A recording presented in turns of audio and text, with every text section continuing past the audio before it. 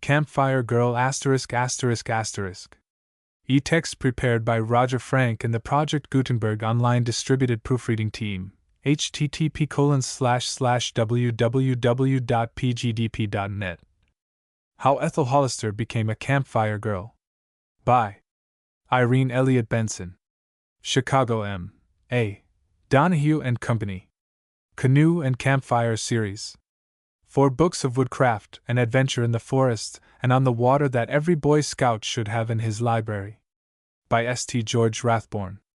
Canoe Mates in Canada, or 3 Boys Afloat on the Saskatchewan. The Young Furtakers, or Traps and Trails in the Wilderness. The Houseboat Boys, or Drifting Down to the Sunny South. Chums in Dixie, or The Strange Cruise of a Motor Boat. Camp Mates in Michigan, or With Pack and Paddle in the Pine Woods. Rocky Mountain Boys, or Camping in the Big Game Country. In these 4 delightful volumes, the author has drawn bountifully from his 35 years' experience as a true sportsman and lover of nature to reveal many of the secrets of the woods, such as all Boy Scouts strive to know. And besides, each book is replete with stirring adventures among the 4-footed denizens of the wilderness, so that a feast of useful knowledge is served up, with just that class of stirring incidents so eagerly welcomed by all boys with red blood in their veins. For sale wherever books are sold, or sent prepaid for 50 cents each by the publishers. Copyright 1912 M. A. Donahue & Co. Chapter Page. I. A Fashionable Mother 7-2, Ethel Hollister 14-3, Grandmother Hollister 18-4, A Pink Tea 23V, An Invitation to Aunt Susan 29-6, Aunt Susan Arrives 41-7, Aunt Susan Makes Friends 48-8, Ethel is Invited to Visit 51-9, Ethel and Aunt Susan Start 55X, The Journey 58-11, The Next Day 62-12. Ethel Learns to Cook 65-13, A Little Drive 68-14, Some Confidences 72-15, A New Ethel 81-16, Aunt Susan's Trials 84-17, Cousin Kate Arrives 88-18, Selecting the Costume 90-19, Ethel Meets Her Uncle and Aunt. 97XX, Gathering of the Ohios, 103-21, The Trip Up the River 109-22, An Evening in Camp 115-23, The Legend of the Muskingum River 120-24, Ethel's First Day in Camp 141-25, Ethel's First Lesson 144-26, A Loss and a Dinner 147-27, A Discovery 153-28, Maddie's Story 159-29, Maddie Starts Afresh 167XXX, Aunt Susan Comes 172-31, Back to Aunt Susan's 175. Campfire Girls Series. How Ethel Hollister Became a Campfire Girl. Ethel Hollister's second summer as a Campfire Girl. Campfire Girls Mountaineering. Campfire Girls Rural Retreat. Campfire Girls in the Forest. Campfire Girls Lake Camp. List price 75 each. How Ethel Hollister Became a Campfire Girl. Chapter 1. A Fashionable Mother. No indeed, Kate! Ejaculated Mrs. Hollister emphatically. Ethel has no time to join any Campfire Girls or Girl Scout societies. She has her home and school duties, while her leisure is fully occupied. At present I know with whom she associates. As I understand it, these girls form themselves into a company with a guardian or leader. They wear certain uniforms with emblems on the waists and sleeves, as well as a ring and bands of beads on their heads, all of which savors of conspicuousness, and it seems to me ridiculous. But, Aunt Bella, replied her niece, think of what it makes of these girls. It teaches them to take care of themselves. They very often sleep out of doors for 2 months and get an honor for it. Yes, imagine a delicate girl like Ethel doing that, rejoined Mrs. Hollister. Why, she'd contract pneumonia or consumption right away. But if she were delicate, she wouldn't be allowed to do so unless by the advice of a physician. Then for 1 month she's obliged to give up sodas and candies between meals. Yes, and isn't that silly? Why, any girl can do that without belonging to a society. Well, they become healthy and strong. They play all kinds of out-of-door athletic games. They swim, dive, undress in deep water, paddle or row 20 miles in any 5 days. They learn to sail all kinds of boats for 50 miles during the summer, ride horseback, bicycle, skate, climb mountains, and even learn how to operate an automobile. There, Kate, stop. You make me nervous. Now, what good is all such exercise to a girl? Why, it gives her the splendid health so necessary to every woman, and oh! If only you'd read about it. You won't listen, but they learn how to cook, how to market, to wash and iron, and keep house, how to take care of babies, and don't you see, if a girl marries a poor man, she can be a help to him and not a hindrance. Then they have to be kind and courteous, to look for and find the beauties of nature until work becomes a pleasure and they're happy, cheerful, and trustworthy. They give their services to others and learn something new all the time. My dear Kate, said her aunt, nowadays a girl has all she can possibly do to fit herself for her future position in society. That is, if her family amounts to anything socially. Why should a girl learn to cook and market unless she intends to marry a poor man? And I don't propose that Ethel shall ever do that. And as for being so athletic, I don't approve of that either. It's all right for a girl to ride. Ethel is a good horsewoman. She learned from a splendid riding master.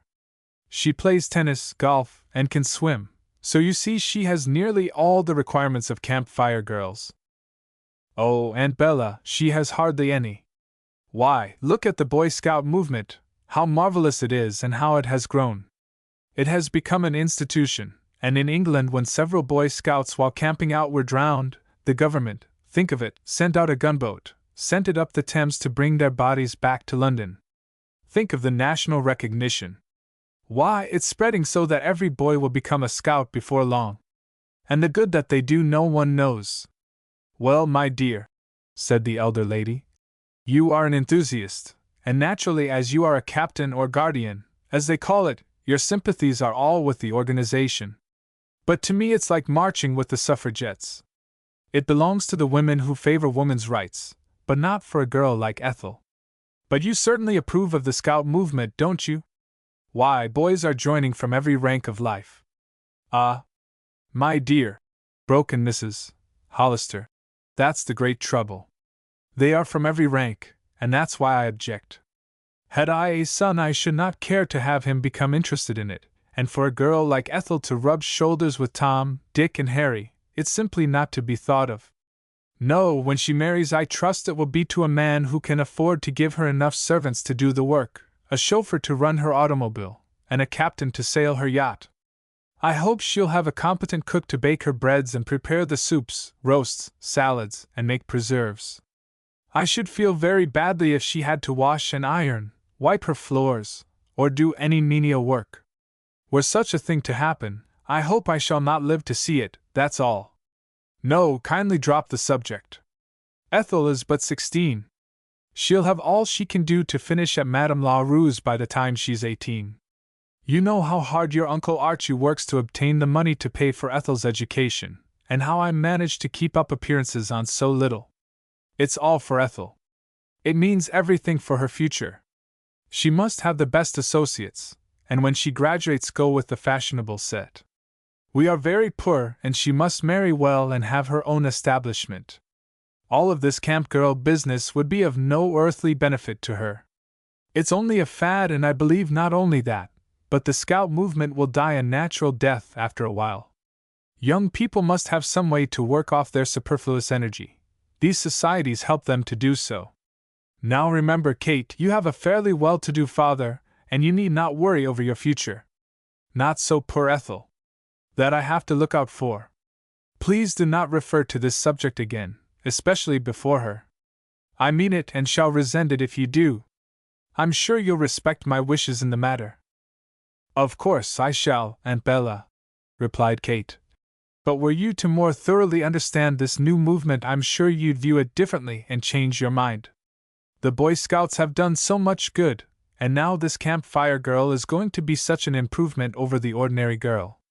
She's going to revolutionize young women and make of them useful members of society, not frivolous butterflies, and it will be carried into the poorer classes and teach girls who have never had a chance, so that they may become good cooks and housekeepers and love beautiful things. And their costume is so pretty and sensible. Oh, I wish you could see it with my eyes. To me, my dear, it is very like the Salvation Army. They wear badges and uniforms, and they too do much good, I am told. Yet I shouldn't care to have my Ethel become a member of that organization. But hush, remember your promise, not a word. Here she comes. Chapter 2. Ethel Hollister. A young girl entered. She was lovely with the beauty of a newly opened rose. Her features were exquisite. Her rippling brown hair matched her eyes and color. Her complexion was creamy white with a faint touch of pink in either cheek. Although her figure was girlish, it was perfectly formed and she carried herself well. Still, she looked delicate. The mother and daughter were alike save where Mrs. Hollister's face was hard and worldly, Ethel's was soft and innocent. Well, dearie, said her mother, here's an invitation for you from the Kipps. Dorothy will celebrate her 15th birthday on Saturday with a luncheon and matinee party. Oh, how perfectly lovely! Exclaimed the girl, showing her pretty teeth as she laughed. Dorothy is such a dear. Why, she hardly knows me. She's only been at Madame's half a term.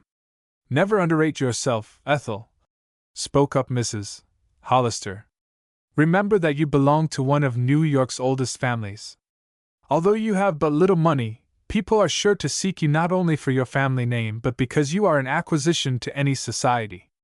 Ethel blushed painfully while Cousin Kate gazed out upon the budding leaves on a tree in front of the Hollister house. By a keen observer, her private opinion might be read in every line of her face. She loved Ethel and her grandmother, old Mrs. Hollister. She pitied her Uncle Archie, but she despised her Aunt Bella and rejoiced that at least none of that lady's blood flowed in her veins. She worried over Ethel, who, notwithstanding her mother's worldliness, was as yet unspoiled, for the child inherited much of her father's good sense. Still, under the constant influence of a woman of Mrs. Hollister's type, it would be strange if the daughter failed to follow in some of her mother's footsteps or to imbibe some of her fallacies. I'm going up to tell Grandmama, said Ethel, and bursting into the room she kissed the old lady. Listen, Grandmama, I'm invited to Dorothy Kipp's birthday, a luncheon and matinee party. That's lovely, my darling, replied the elderly woman. When does it come off? Next Saturday, and I presume we'll go to Sherry's to lunch. Think of it! I've never been there, I'm so glad. And she danced around the room. And my new gray broadcloth suit with silver fox will be just right to wear. You know, the lovely gray chiffon waist over Irish lace that Mama has just finished, and my gray velvet hat with rosebuds and silver fox fur. Won't it be stunning? You'll look lovely, I know. But where is Cousin Kate? Oh, she's with Mama. I entered the room while they were in the midst of an argument, and they stopped suddenly. I guess it was about me. You know how set Mama is in her way, and she was reading the riot act about something. As Kate leaves here tomorrow, shouldn't you think that Mama would be too polite to differ with her? But no, she was talking quite loudly. I wish I might go home with Kate. I'd like to see her father and mother, they must be lovely. They are, replied Grandmother Hollister. Your Uncle John is my oldest boy, and he has the sunniest nature imaginable. Yes, and Kate does something in the world, replied the girl. I wish I might belong to her Campfire girls that she has told you and me about. But Mama, why? I shouldn't even dare suggest it. In fact, she doesn't dream that I know about Kate's being the guardian of a company. I feared that she might be rude if I spoke of it, and might say something to offend Kate. Well, goodbye, dear, I just wanted to tell you. And with another kiss, Ethel left the room. Chapter 3. Grandmother Hollister. Old Mrs. Hollister's room was on the 3rd floor back. It was large and sunny, but considering that she owned the house, it was rather peculiar that she had such an inferior room. She and her sister Susan were the only children of Josiah Carpenter, a wealthy man living in Akron, Ohio. Upon his death, the girls found themselves alone and heiresses. Alice, while visiting in New York, met Archibald Hollister, who belonged to an old and respected family but who was of no earthly account as a businessman. His handsome face won pretty Alice Carpenter. He was not long in spending nearly all of her fortune, but he really was considerate enough to contract pneumonia and died before he obtained possession of her house, which fortunately was in her name and unmortgaged. She had 2 sons, John, Kate's father, who lived in Columbus, Ohio, and Archibald, with whom she now made her home. Archibald loved his mother and begged her to let him pay her rent for the house, but she replied that if he would pay the taxes and keep the house in repair it would equal the rent. Her sister Susan still lived in the same town where they had been born. She had never married. People told Archibald Hollister that his Aunt Susan was a millionaire. Every investment that she made was successful. She had adopted and educated 2 orphan boys, one of whom had died, while the other was finishing college, after which he was to become a lawyer. Aunt Susan seldom wrote of herself. She corresponded with Alice, Grandmother Hollister, about twice a year, and at Christmas she invariably sent her a generous check. Grandmother Hollister and her son were alike in many ways. They were free from all false pride, and privately they considered Mrs. Hollister a snob, and worried lest Ethel should become one. Archibald seldom asserted himself, but when he did his word was law. While his wife was a social climber, he was exactly the opposite. He had been known to bring home the most disreputable-looking men who had been his friends in youth, and who were playing in hard luck. He would ask them to dinner without even sending word, and his wife would invariably plead a sick headache to get rid of sitting with them. She dared not interfere nor object, for she was just a little afraid of him, and she realized that in nearly everything he allowed her to have her own way. Mrs. Hollister told Ethel privately that both her father and grandmother were old-fashioned. Although living in a handsome house, they kept but one maid. Mr. Hollister's salary was but a little over $3,000, and at times they had hard work to make both ends meet. Ethel attended a fashionable school and hardly realized what the family sacrificed for her. She made many friends among the wealthy girls of the smart set. Thanks to her mother's skill and taste, she was enabled to dress beautifully. But youth is thoughtless, and she was just a little too self-centered to see that her parents were depriving themselves for her. Mrs. Hollister gave bridge parties, and once every 2 weeks a tea for Ethel. Upon those days she hired 2 extra maids. It was pitiable to see how she strove to keep up appearances. There was a young man whose sister went with the set of girls who came to Ethel's teas. His name was Harvey Bigelow. One of his sisters had married into the nobility. He had a large Roman nose and a receding forehead, but Mrs. Hollister was delighted when one afternoon Nanny Bigelow, his sister, brought him to the house. He was only 19 and at college. Ethel disliked him from the first.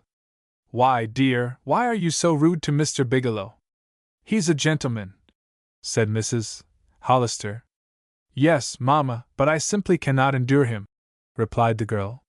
"For one thing, his nails are too shiny, and that shows his lack of refinement. I don't care if his sister married the king, he's common, that's all." It was then that Mrs. Hollister would declare that Ethel was exactly like her father and grandmother. Chapter for a pink tea. Although old Mrs.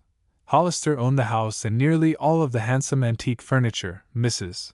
Archie seemed often to forget that fact, and from her manner one might infer that the lady regarded her mother-in-law as a sort of interloper. The old lady would allow her to go just so far, after which she would suddenly pull her up with a sharp turn and admonish her with such a cutting rebuke that Mrs. Archie would blush painfully and apologize. But while antagonistic on most points, they each agreed on Ethel. Even grandmother felt that her daughter-in-law was wise in trying to fit the girl for the smart set, where she would have social position and money, and she even sided with the wife against her son, who considered it all wrong. One afternoon Archibald Hollister came home early and ran right into the pink tea crowd. Old Mrs. Hollister, tastefully gowned in black and white, sat in the library where the maids brought up refreshments to her. A young musician whose mother had been a schoolmate of Mrs. Hollister's, and who was poor, played the piano from 4 to 7 for the small sum of $3. Everything went off pleasantly. The maids acted as though they were really fixtures in the house. The refreshments were excellent. No wonder with the line of autos before the door people considered the Hollisters wealthy. But plain and solid with no airs, etc. Old Mrs. Hollister enjoyed young people's society, and they all voted her a dear. She'd invite their confidences, and before leaving each girl would come up to the library for a chat with grandmother. "Oh, Mrs. Hollister," said Lottie Owen, a girl of Ethel's age. "Have you heard about the turkey trot? We can't dance it any more, it's been suppressed." "How does it go?" asked the old lady. "I've read something of it." "Well, just wait, I'll get Nanny Bigelow and we'll dance it for you." Thereupon the two girls would show Grandmother Hollister the steps. "That's something like the Boston Dip," responded she, very much excited. "Why, when I was a girl my mother took me away from a cotillion one night because they danced it." And she grew pretty as she excitedly told of her younger days. "I bet you were lovely, Mrs. Hollister," said Nanny. "Ethel will never be as pretty as you were. We were looking at your portrait in the drawing room. You must have been fascinating, and as for Mr. Hollister, your husband, well, he was just a dear." The old lady blushed. Here Lottie spoke up. "Yes, and people say you were such a belle. Old Mr. Tupper was at our house and met Ethel, and he told us a lot about you. But here's Mr. Hollister." And they rushed forward to greet her son. "Well, well," he exclaimed gallantly. "I didn't expect to get into such a garden of roses. And you, too, Mother, why, you've actually grown younger." "That's just what we tell her," said Nanny. "We've been dancing the turkey trot for her," they whispered, slyly kissing her goodbye. These were happy afternoons for Grandmother, after which she and her son would sit and chat. "It sort of livens things up to have young people about, doesn't it, Mother?" he said, taking a cup of tea and a sandwich. "Yes, Archie, it certainly does, but you look tired." "I am, Mother," replied the man.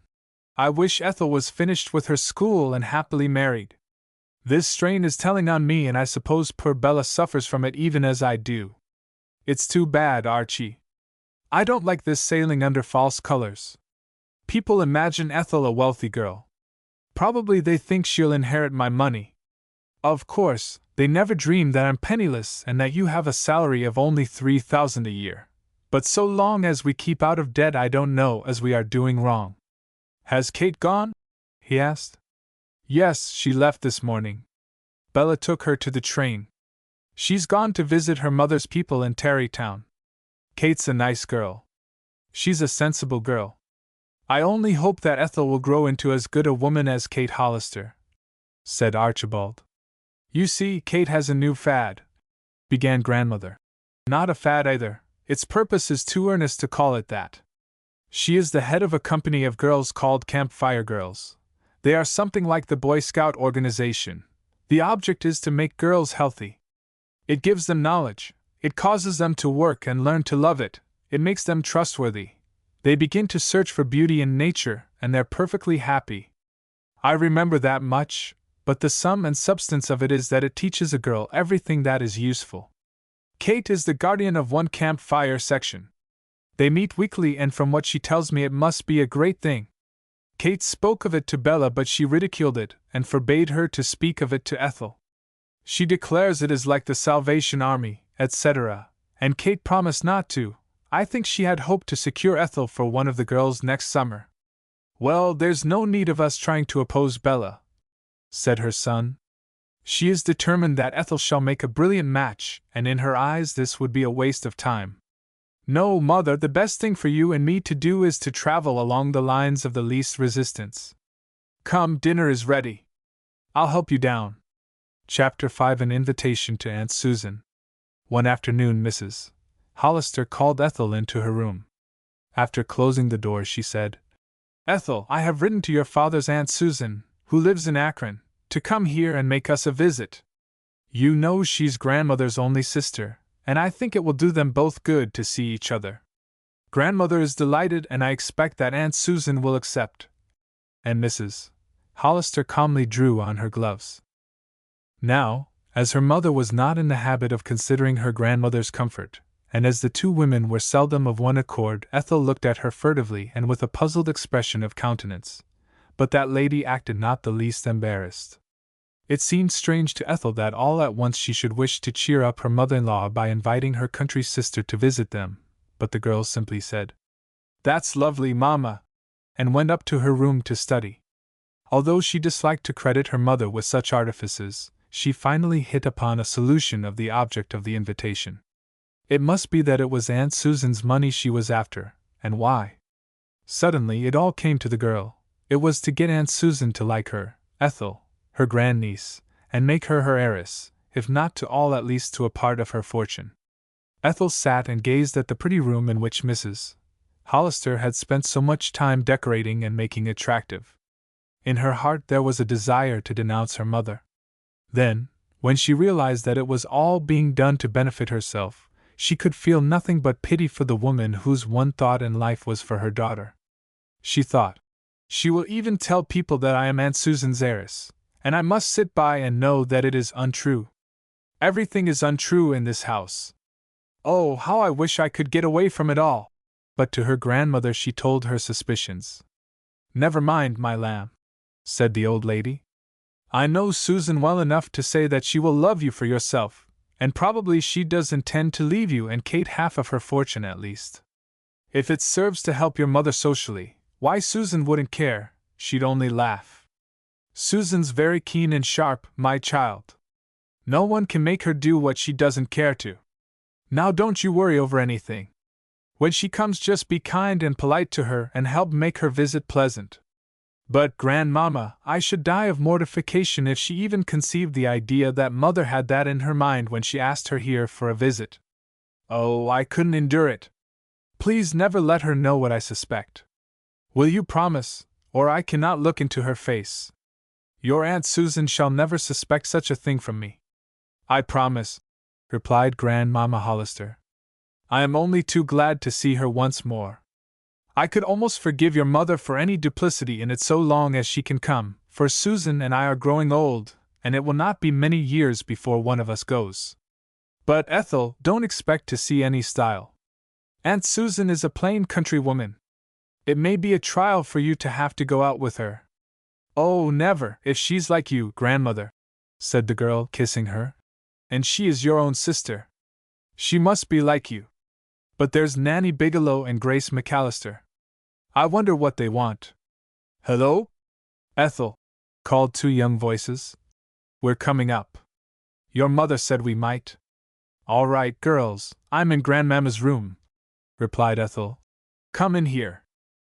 After greeting the old lady affectionately, they began. "What do you know about it?" said Grace.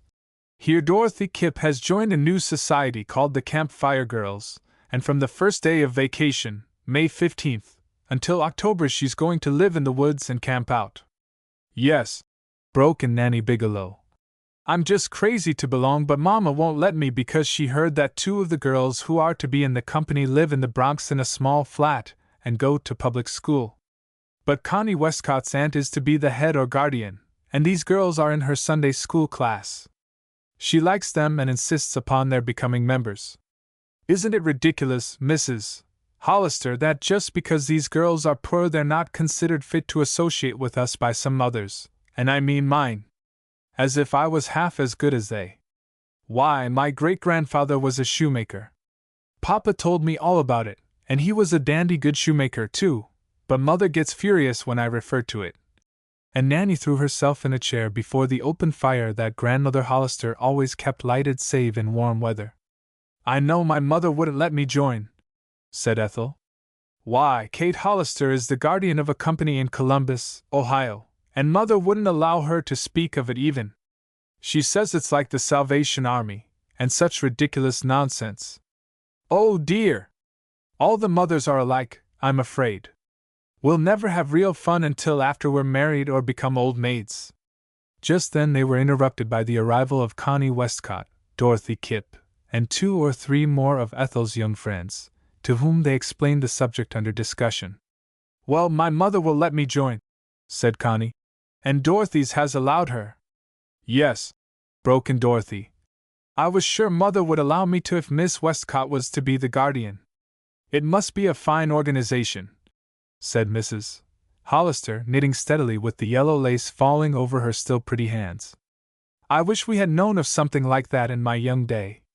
Why, it must be like one continuous picnic." "I'll tell you what they do," said Sarah Judson. "They first learn how to put out a fire. Supposing one's clothes should catch, they could save one's life. Then, in summer, or through the ice in winter, they rescue drowning people who have never learned to swim.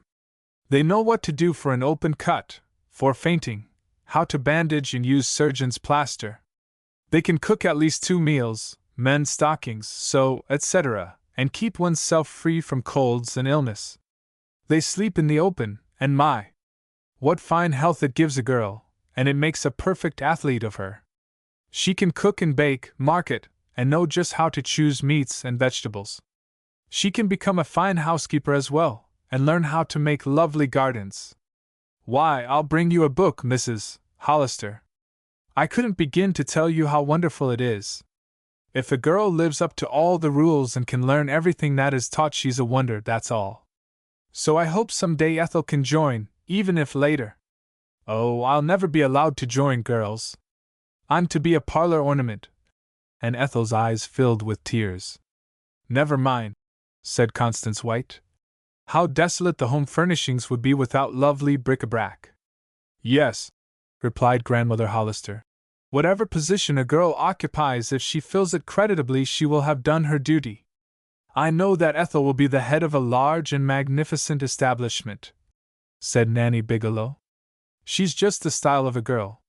Ethel half laughed and dried her eyes on her grandmother's handkerchief.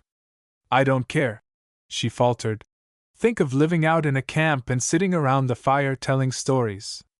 And I shall never be allowed to do it. Now you buck up, old girl, said Dorothy Kipp abruptly. Oh, excuse me, Mrs. Hollister, but sometimes I just love to use slang. You go ahead and wish hard for what you want, and you'll get it.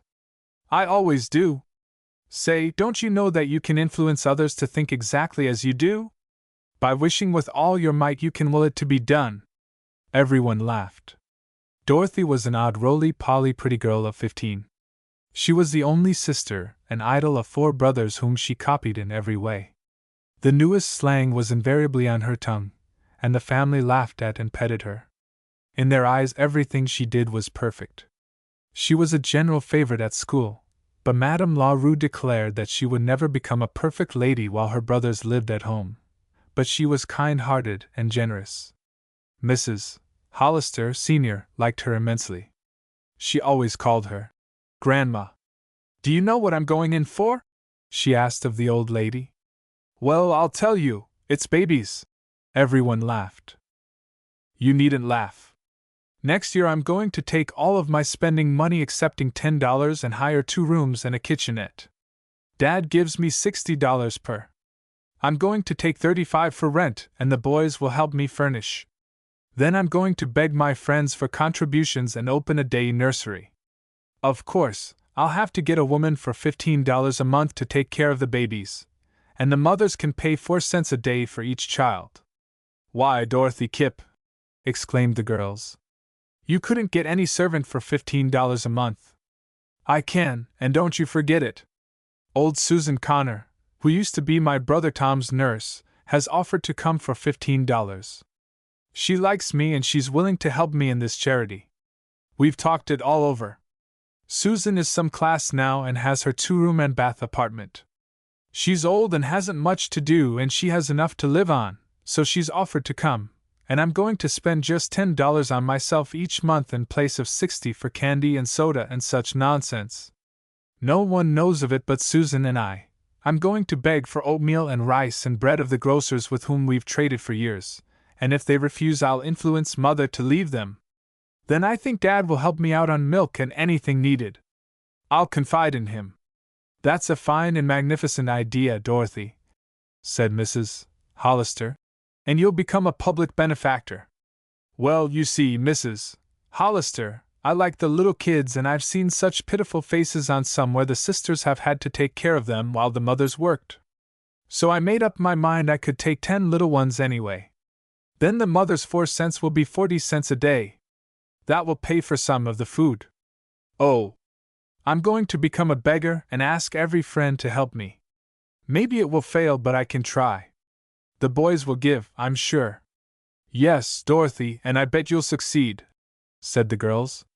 We'll help too. Then each girl pledged herself for what she could afford to give. Well, you're awfully good, I'm sure, said Dorothy.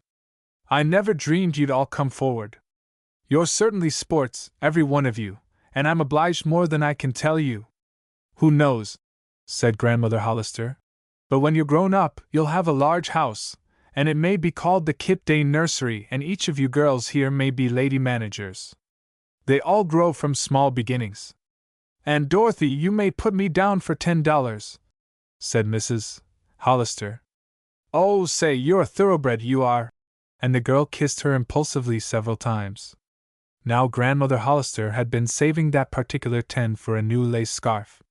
It had been sent to her on her birthday by her son John, but she couldn't resist giving it. She could do without the scarf, and $10 would buy a couple or more warm rugs for the babies to sit on, for little ones like to sit on the floor. The girls stayed in her room and chatted until dusk. They talked as freely before the old lady as before one another. That evening Ethel asked her grandmother if there wasn't some way by which she could get away that summer and go to visit Cousin Kate. "I'll think it over," replied Grandmother. "You certainly need the country. You look thin and peaked." "Yes, and Mama will take me to Newport or Narragansett, and I hate it. Why, it's just like New York. You meet the very same people, and I never cared for the water as I care for inland or mountains. Do think out a way, Grandmama. You always manage to do everything just right." "I'll try," replied Mrs. Hollister. Chapter 6 Aunt Susan Arrives. The next morning there came a letter of acceptance from Aunt Susan. She would arrive on Friday. This was Thursday. Grandmother Hollister hummed a little song as she went upstairs. "It will do Mother lots of good," ejaculated Mr. Hollister. "It was kind of you, Bella, to think of that." Mrs. Hollister blushed. Ethel watched her as she slowly sipped her coffee. Mrs. Hollister was a peculiar woman. She was truthful and frank when she wished to be. Now she realized that her husband trusted and had faith in her, and that Ethel was furtively watching her, so she said, "Well, Archie, perhaps I was a little selfish in asking Aunt Susan. Perhaps I did it to help Ethel a bit as well as to please Mother. Aunt Susan is wealthy. Now why shouldn't Ethel come in for some of her money as well as that adopted boy?" "Why, Bella," said her husband, "is it possible that you had only that idea in your head when you invited my aunt here?" "No, not entirely. I knew that it would please your mother, and I could kill 2 birds with 1 stone. That's why." Ethel saw a peculiar look come upon her father's face. She had noticed it when he brought home his disreputable-looking friends to dine, and when her mother objected. He turned to his daughter. "Ethel," he said, "I wish you to help and make your Aunt Susan's visit very pleasant. I would like you to take her out and show her everything, and Grandmother must go along also. You will be doing me a great favor if you will." "Papa, I'll do my best to make it pleasant," replied the girl, kissing him. Then, without looking at his wife, Mr. Hollister left the room, followed by his daughter. "So that was her object!" he exclaimed, as Ethel helped him on with his coat. "What would Aunt Susan think were she to know? Your mother wishes you to ingratiate yourself with my aunt so that she'll leave you the lion's share of her money. Why, she'd probably leave my brother John and me a remembrance anyway, and you and Kate would benefit by it. Well, this is a strange world, my child. I wish your mother was less politic, but I presume it is done for you, Ethel, so we mustn't be too hard on her. She's a good mother to you, my dear, and has great ambition for you. I only hope that you'll be happy. Never marry for money alone, that's a sin, remember." "I will, Papa," said the girl, blushing. "I may never marry, and then you and I can live together. Wouldn't we have fun?" Aunt Susan arrived. Ethel gazed at her spellbound. She had the kindest face she had ever seen, but oh, how old-fashioned she looked. Her gray hair was drawn tightly back into a cracker knot. In front she wore a bunch of tight frizzes under a little flat velvet hat with strings, something of the style of 1879. Her gown was of black, made with a full skirt trimmed with black satin bands. She wore an old-fashioned plush dolman heavily beaded and covered with fringe. Her shoes were thick like a man's, and to crown all she carried a fishnet bag. She didn't seem to realize that she looked behind the times. Ethel thought that her teeth and eyes were the loveliest that she had ever seen on a woman of her age, for she was grandmother senior. She and Mrs. Hollister looked enough alike to be twins. They fell upon each other's neck and wept. Ethel was mentally hoping that Aunt Susan would purchase some modern clothes or that none of her fashionable friends would meet her, for among them were some who would laugh at the old lady, and the girl felt that she'd die of mortification and anger, not the girls with whom she was intimate, and who came to see her daily, but the girls who belonged to the exclusive set, and with whom Ethel and her friends seldom went as they were much younger. The day following, Mrs. Hollister phoned for a taxi, and to Ethel's horror she ordered an open one. Ethel was to take Aunt Susan and grandmother for a drive. She dared not demur. Had she not promised her father to do everything for Aunt Susan? Could she hurt her dear grandmother's feelings? And last of all, she would not admit to her mother the fact that she was ashamed of Aunt Susan's appearance. No, so she went. As it was early in April and cool, upon this occasion Aunt Susan wore ear tabs, over which she tied a thick green veil. When it grew warmer in the sunshine she removed the veil. They drove up Riverside to Grant's Tomb, where Aunt Susan insisted upon getting out. Fortunately Ethel encountered no one whom she knew, but as they were driving up Lafayette Boulevard they passed Estelle Mason, one of her swell friends. The chills ran up and down Ethel's spine, while she sat with her lips compressed. The girl bowed and deliberately giggled. Even grandmother, who looked lovely, grew red. But Aunt Susan seemed not to notice it. "I am a snob just like mother," thought the girl. "I ought to be ashamed of myself. I'll never speak to Estelle again, the rude upstart. They say she prides herself on her family, but I can't see that her good blood has made a lady of her." And into Ethel's eyes came tears. "Ethel, my dear," said Aunt Susan, "you're looking badly. Your cheeks are flushed. Do you feel ill?" "No, Aunt Susan," she replied. "I always grow red when riding in the wind." Grandmother had seen it all and pitied the girl. "Deafness comes early in the Carpenter family," persisted Aunt Susan. "Here, take this veil, dear, do, and tie it over your ears." But Ethel declined, and to her joy the ride was soon over.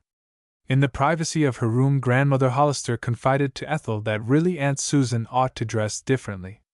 "I understand how you felt, dear," she continued, "when you met that rude Mason girl and she laughed, but there's bad blood there. I know all about her and her grandparents.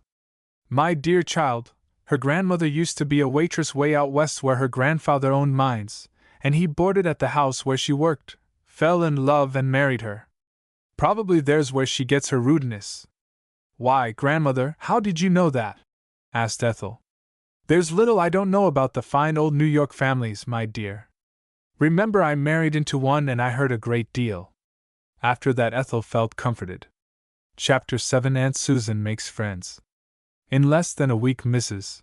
Hollister had circulated the report that Aunt Susan was an immensely wealthy but eccentric old maid, and that Ethel was to be her heiress. The report spread like wildfire. Then Mrs. Hollister took the girl and told her that she must begin and make herself invaluable to Aunt Susan, so that she alone would inherit her immense fortune. "Of course," she said, "she'll leave your cousin Kate some of it, but why should that adopted son get the lion's share? You might just as well have it." Ethel had to go everywhere with Aunt Susan, she who so disliked anything savoring of the conspicuous. She could hear the sneers and laughter of Estelle Mason's set of girls and could see their looks of amusement. At first she rebelled, but the dislike of offending her grandmother and fear of disobeying her mother made her meekly submit, and like a martyr she went. Aunt Susan was such a lovely character that Ethel was ashamed of herself, for everything seemed to please her so, and she kept dwelling upon the fact that the family, especially Ethel, was so kind that she should never forget it. But although she bought expensive gifts for the three women, they dared not suggest her spending anything on herself.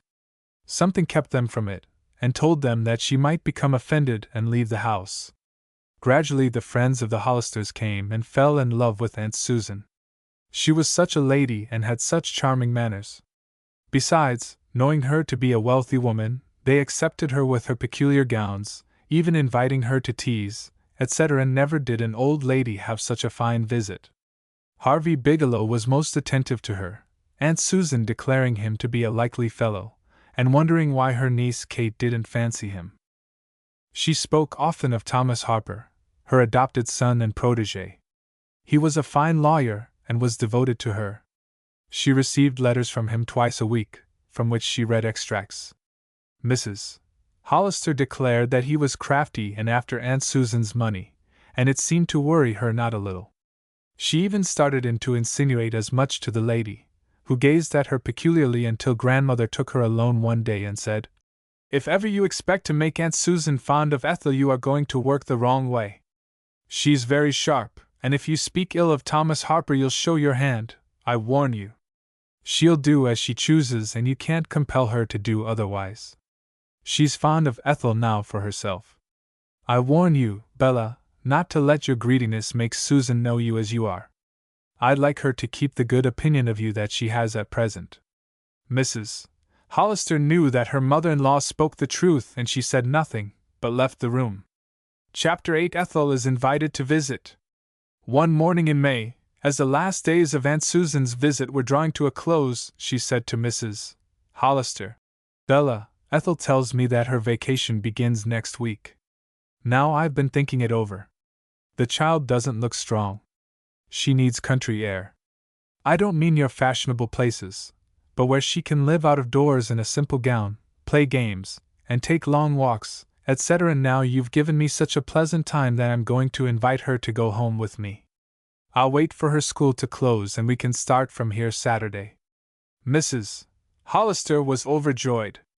Of all things, that was what she had most desired, and too, it would save them much expense, for a summer's trip to a fashionable hotel made a large hole in Archibald Hollister's salary.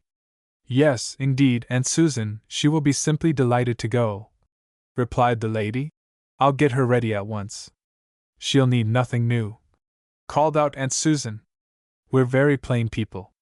We live simply, and her gowns and hats will seem like visions of Paris fashions to the girls in our town. Then I shall ask Kate to come for a visit as well. And, by the way, Bella, come back, I wish to say something. You know my niece Kate goes up into camp this summer with her girls. Now I should like Ethel to go along. It is a great movement, this Campfire movement, and it will do the child lots of good, for she strikes me as very delicate." Mrs. Hollister gasped. "Yes," she replied. "Kate spoke to me of it, but I shouldn't care for Ethel to join." "Why not?" asked Aunt Susan. "It certainly is the most creditable thing any girl can join. It's a wonderful institution. What objection can you have?" And she looked at her niece tentatively. Mrs. Hollister reviewed the situation as she stood there. It would not do for her to air her objections to Aunt Susan. She was just a little afraid of that lady and wished her to have a good opinion of her, so she continued reluctantly. "Well, you see, Aunt Susan, it is such a strenuous life, and Ethel is not over-robust. I'm almost afraid it might do her more harm than good." "Nonsense, Bella," replied Aunt Susan. "That's the most shallow objection you could advance. I should deem it a personal favor if you'll give your consent." Now Mrs. Hollister dared not withhold her consent, and yet she was angry. That Ethel was at last to be entrapped into belonging to that detestable organization was what she had never dreamed could take place. She was caught and trapped. There was no help. Even though she gave her consent, after Ethel came home in the fall she could talk her out of it. So she said with a show amiability, "Since you desire it, Aunt Susan, I'll consent, but I don't approve of it at all, I must admit." "Thank you," replied Aunt Susan. "I think you'll feel differently when you see Ethel upon her return home this fall. All of the girls in Akron are joining. They're crazy over it." Mrs. Hollister replied that she was open to conviction and should be glad if Ethel derived any benefit from it. "But what shall I buy for her to wear?" she asked. "I will attend to her outfit," replied Aunt Susan. "It is not expensive."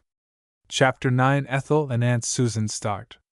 Ethel was overjoyed that permission had been obtained to allow her to become a Campfire girl. "Isn't Aunt Susan clever to have been able to have gotten Mother to change her mind?" Grandmother smiled but said nothing, but when alone Mrs. Hollister said, Ethel, remember that you are in line for Aunt Susan's money. Grandmother says she admires you and thinks that you have shown her great courtesy, says you've been kindness itself to her, so it has paid, hasn't it, dear? Now your visit will do the business, and you'll probably come in for the lion's share. Of course, you are only 16, but who knows what may happen? When you finish school you may become the Duchess of Everton's sister-in-law, think of it, and I alone shall be responsible. Oh, Mamma, replied Ethel, growing red. You know I am only a young girl yet. Besides, I loathe Harvey Bigelow. He talks through his nose and is vulgar. Nonsense, replied her mother. Look at all of the young men of today, especially among the rich. Are they so very good-looking? Yes, replied Ethel. I think Dorothy Kipp has 4 fine-looking brothers, and I know lots of good-looking young men, but I can't endure Harvey Bigelow although I love Nanny. Well, Harvey averages well as to looks, and think of his position and family, and you a poor man's daughter. If you'll be guided by me, my dear, I'll put you above them all. Were your father to die, what could you do? Should you like to be a saleswoman? Ethel was angry, but she knew that her mother spoke wisely. She, too, loved money and position, as well perhaps as Mrs. Hollister, but she was not quite so worldly. The Saturday arrived at last, and they started for Akron. Although Ethel felt ashamed to admit it, owing to Aunt Susan's conspicuous appearance, she dreaded the train ordeal, but there was no help for it.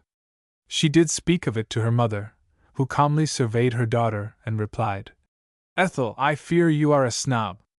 The girl regarded her mother with astonishment, who without embarrassment calmly continued, Did you ever see me act as though I was ashamed of your aunt? And as Ethel thought, she was forced to admit that she never had, for Mrs. Hollister was a strange anomaly. Her snobbishness seemed to lie in the desire to rise socially, to take her place with the best, but she never had seemed to even take exception to Aunt Susan's appearance. In fact, she felt that people would consider it the eccentricity of a wealthy woman. She went with her everywhere and never was ashamed, therefore her reproof to her daughter was sincere. Chapter 10 The Journey. The journey was very pleasant. Ethel enjoyed it. Aunt Susan removed her hat and tied the objectionable green veil around her head. This didn't seem quite so out of place. As they talked, Ethel noticed that Aunt Susan was wonderfully well informed on every subject. She was like an encyclopedia, and her conversation was most interesting. As they were nearing their destination, many of her townspeople passed through the train. They greeted her most heartily with, Well, well, Mrs. Carpenter, we have missed you. Had a pleasant time? How's my boy? She asked of one man. My, but he's fine, rejoined the man. Won a big case the other day. Haven't you heard about it? Sears, the automobile man, someone accused him of infringing on his patent, and he, Sears, sued him. Tom won the suit. Everyone is congratulating him, etc. Each person had some report of Tom. They seem to love Aunt Susan, thought Ethel. It only goes to show how much people think of money. Perhaps were she poor they wouldn't notice her. But wasn't her own mother a money worshipper, and didn't she herself care for people who had it? I suppose it's the way of the world, she thought. The train slowed into the depot. A tall, broad-shouldered, athletic-looking fellow entered the car and grasped Aunt Susan by the waist, and as he lifted her almost from the floor he kissed her affectionately, saying, Oh my! But Aunt Susan, I've missed you! And his voice rang manly and true. Ethel liked his face. He had keen but pleasant gray eyes, a square jaw, large mouth, and fine teeth. But alas! She thought, how terribly he dresses, with his loosely tied black cravat, a slouch hat, low collar, and wide trousers, like types of eccentric literary men seen on the stage and in pictures. He was absolutely devoid of style, yet everyone seemed to look up to him, and lots of pretty girls blushed unconsciously as he returned their bows. Aunt Susan must have spoken to everyone who passed. They all seemed to know her well. As they drove up and alighted at the door of a small plain house, she must have noticed a disappointed look in her niece's eyes, for she said, Your grandmother and I were born here, my dear. That large house on the hill once belonged to me, but I disposed of it and moved here. I love the associations. Although it is very primitive. I trust you may be happy in it while visiting under its roof. And indeed it was primitive, with its wooden shutters and piazza with a stone floor made of pieces of flagging. The rooms were low-ceilinged with windows of tiny panes, whose white muslin curtains were trimmed with ball fringe made by Aunt Susan. There were ingrained carpets on the floor and old-fashioned mahogany furniture, the real thing, not reproductions. It was massive and handsome with exquisite hand-carving. Ethel's floor was covered with the old-fashioned rag carpeting and rugs to match. Vases of roses were on the bureau and stand, evidently put there by Mr. Thomas, as she called him. Chapter 11. The next day. She slept as she had never before slept, and was awakened in the morning by the robins that sang in the white-blossomed cherry trees. It was so lovely that she lay quite still to listen. Then she arose, but before dressing she gazed out of the window. They were over a mile from the town. The path up from the gate was bordered on either side by spring flowers. Immense trees hid the road from view, but she could hear the toot of the motors in passing, and it all seemed strange, for the house was over 100 years old, and everything, even to the pump in the yard, was so old-fashioned. Ethel looked sideways at the house on the hill in which Aunt Susan told her she had once lived. It was immense, more like an institution. Probably it had been sold and remodeled, and perhaps was something of the sort now, thought Ethel. She dressed and went downstairs. Aunt Susan must have been up some time, for the house looked so clean, and the odor of roses was everywhere, roses on the old-fashioned piano, on the mantel, and on the breakfast table. Ethel ate heartily, everything tasted so good. Old Jane, the maid of all work, had been with her Aunt Susan ever since her father's death many years before, and she was a woman who cooked most deliciously. Ethel wondered why Aunt Susan kept but one maid, although she ceased to wonder at anything after Aunt Susan had finished breakfast. "Tom lives in Akron at the hotel," said she. "He has many clients, some of whom can only consult him in the evening, and that's why he cannot stay here with me.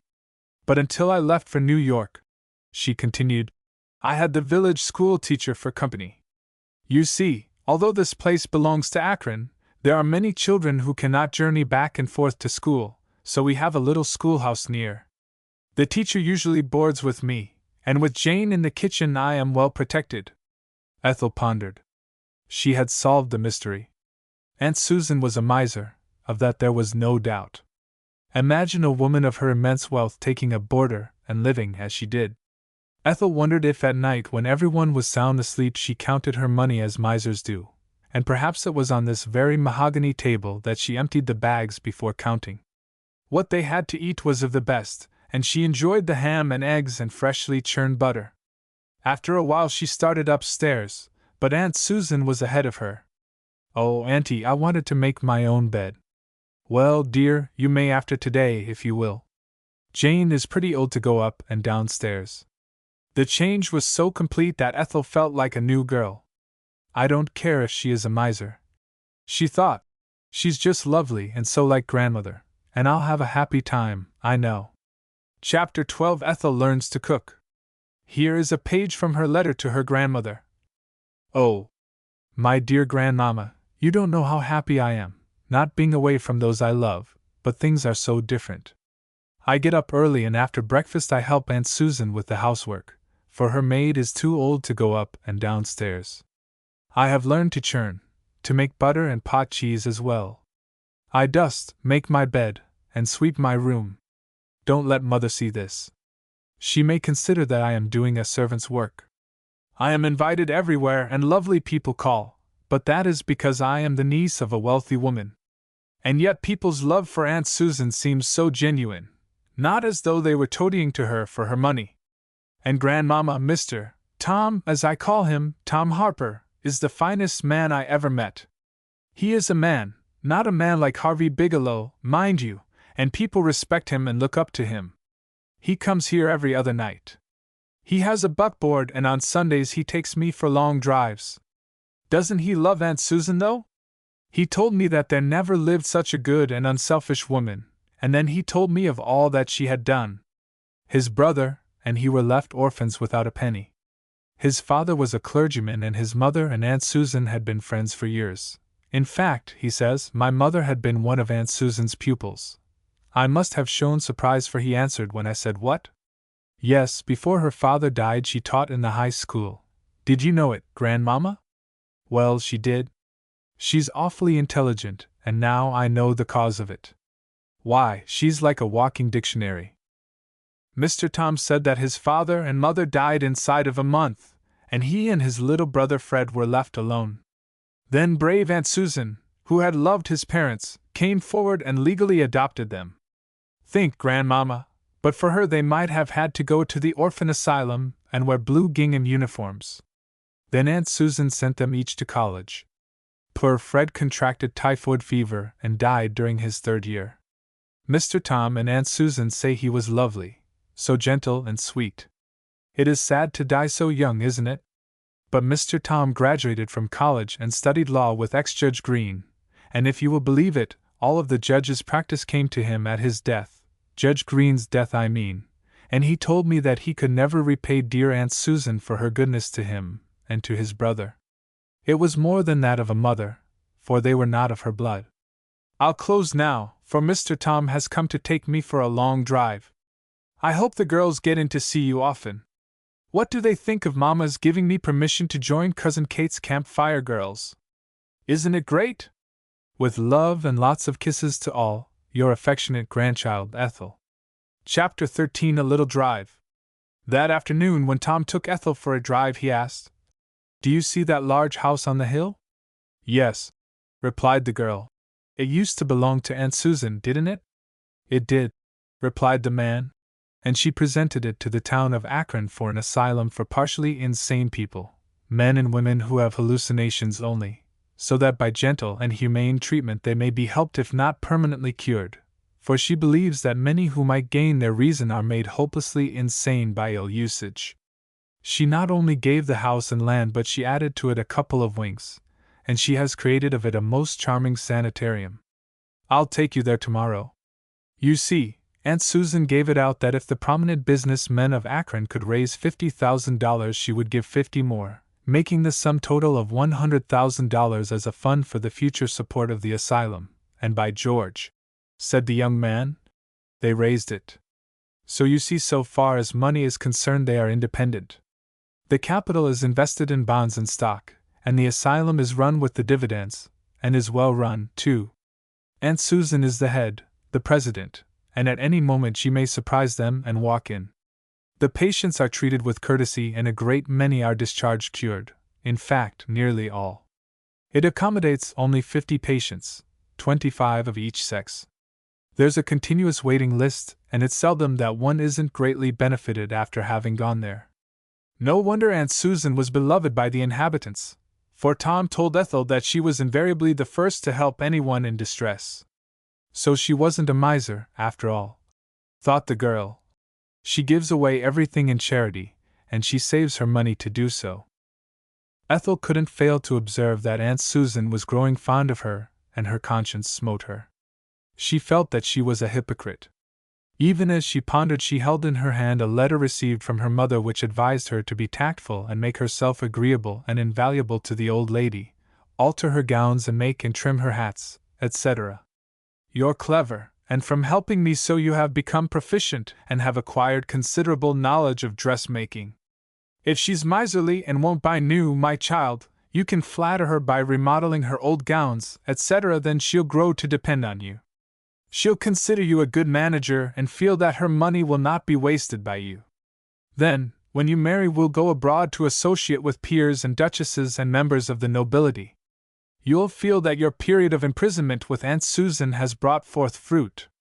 With a flushed face, Ethel read and reread her mother's letter. She blushed with shame. Already she had remodeled some of Aunt Susan's gowns. She was glad that she had done so before the letter came. From an old silk tissue skirt she had fashioned her a lovely neckpiece with long ends. She had also made her a dainty hat of fine straw and lace. She had persuaded her to allow her to dress her hair, which grew quite thick on her head. First, as her hair had originally been black, she washed and blued it, making it like silver. Then, parting it in front, She waved it either side and coiled it loosely in the back, and really Aunt Susan looked like another woman, most lovely and aristocratic. Tom was delighted with the metamorphosis and insisted upon Ethel's taking $20 from him to buy her aunt a new stylish wrap. "Oh, I'm so glad it all happened before I received this," she said to herself, tearing up the letter. "At least I'm not so contemptible as I might have been had I done as Mama suggested, for gain only." Chapter 14 Some Confidences. Aunt Susan now looked up to date, younger and happier, and she was most grateful for everything that Ethel had done for her. They all went to theaters, moving picture shows, and twice a week Tom would hire a motor and they'd take long drives far into the country. Ethel now knew why Aunt Susan loved the man so dearly. She praised him constantly, and the girl thought, "Well, if as Dorothy Kipp expresses it he's doing these kind acts to build character with Aunt Susan, at least he's an excellent actor." They visited the insane asylum. It was like a lovely summer hotel, and the nurses were most solicitous and polite to the patients. Ethel could understand how they might be cured, how their poor tired and sick brains were rested and strengthened by humane treatment. It was a wonderful revelation to the young girl, this charity of Aunt Susan's. What a good, worthy woman, and after her death what a reward awaited her if we are to be rewarded according to our good deeds. Ethel was changing. She had lost a good deal of her worldly pride. Cousin Kate was expected the following week, and she was looking forward to trying on her campfire costume, and to the happy days that were to come. One morning Aunt Susan sat by the window sewing. She looked actually lovely, or at least Ethel thought so, and longed for Grandmama to see the change that she had wrought. As she gazed upon the old lady she said to herself, "Perhaps it is because I'm growing so fond of her." Aunt Susan had on a white silk sacque that Ethel had made, trimmed with rare old lace ruffles at the wrist and collar, while her hair was very white and pretty. There was a gentle breeze blowing in at the window, and little curly locks fell upon her forehead. Ethel was knitting a sweater. She had learned the stitch in the town where she had bought her wool, and she was making one for her mother. In after years she never knitted that she didn't think of the conversation that took place between Aunt Susan and herself. The ground was covered with white petals of apple and cherry blossoms, and it was as though the snow had fallen in May. She remembered everything connected with that conversation, and later in life she could close her eyes and hear the robins calling and see the butterflies flitting among the bushes, for that morning was the turning point in her life. "Aunt Susan," began the girl, knitting very rapidly, "Mr. Tom tells me that his mother was your pupil. Did you teach very long?" "Yes, Ethel," she replied. "I taught for years. Father, although a rich man, expected his girls to do something, and there he was wise. He always said that a girl should have some occupation the same as a boy, then, when shipwrecks came, they'd know how to swim. In other words, when one's money was taken away there would be something to fall back upon. Your grandmother took music lessons and taught for a while, but she was pretty, and during her first visit to New York, Archie Hollister fell desperately in love and married her. Tom's mother was a fine character and my favorite pupil. In so many ways Tom resembles her. She was clever and bright, and so is Tom. Why, Ethel, he has more than paid me for what I have done for him and Freddie. Today he's not 25 and he's one of our cleverest lawyers. I shouldn't be surprised if someday Ohio would send him to Congress.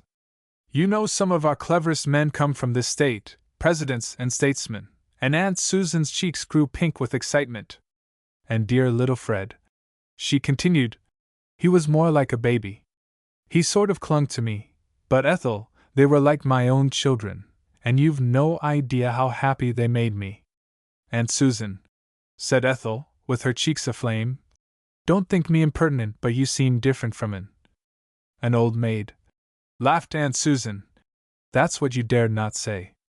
Ethel nodded and continued, "From the different photographs I have seen of you, you must have been lovely. Why have you never married?" Aunt Susan blushed and said in a low voice, "Ethel, I have been married." The girl started. "Haven't you noticed that people call me Mrs. Carpenter?" "Yes," replied the girl, drawing nearer with wonder in her eyes. "But I know several maiden ladies who are called Mrs. Mama has a second cousin, She's dead now, I mean, but I remember her. She speculated in Wall Street and had an office, and she insisted upon being called Mrs. Yes, I've heard of women like her, replied Aunt Susan. But I married a man by the same name, although no relation. Has your grandmother never spoken of him? Never, replied the girl. Well, Alice has always hidden the family skeleton, but I will tell you all about it. When I was about 36 years of age, I married Robert Carpenter. I was alone and wealthy. I loved him and tried to make his life happy, but he drank. He had inherited that habit from his father, and drinking led to gambling. He grew worse and worse. One night, under the influence of drink, he came home and seemed determined to pick a quarrel. Seeing that he was irresponsible, I made no reply to his very insulting remarks. That angered him beyond endurance. He struck and threw me across the room. Then he left the house. Over on the hill by the asylum is the grave of my little son who was born and died that night. Ethel started. Yes, my dear, I have been a wife and mother. Of course, I knew nothing until the next day. I recovered consciousness, but Robert had gone. He had taken all of my money that he could find in the house, and he had not gone alone.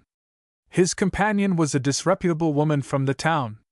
Aunt Susan paused and looked over towards a little grave on the hillside.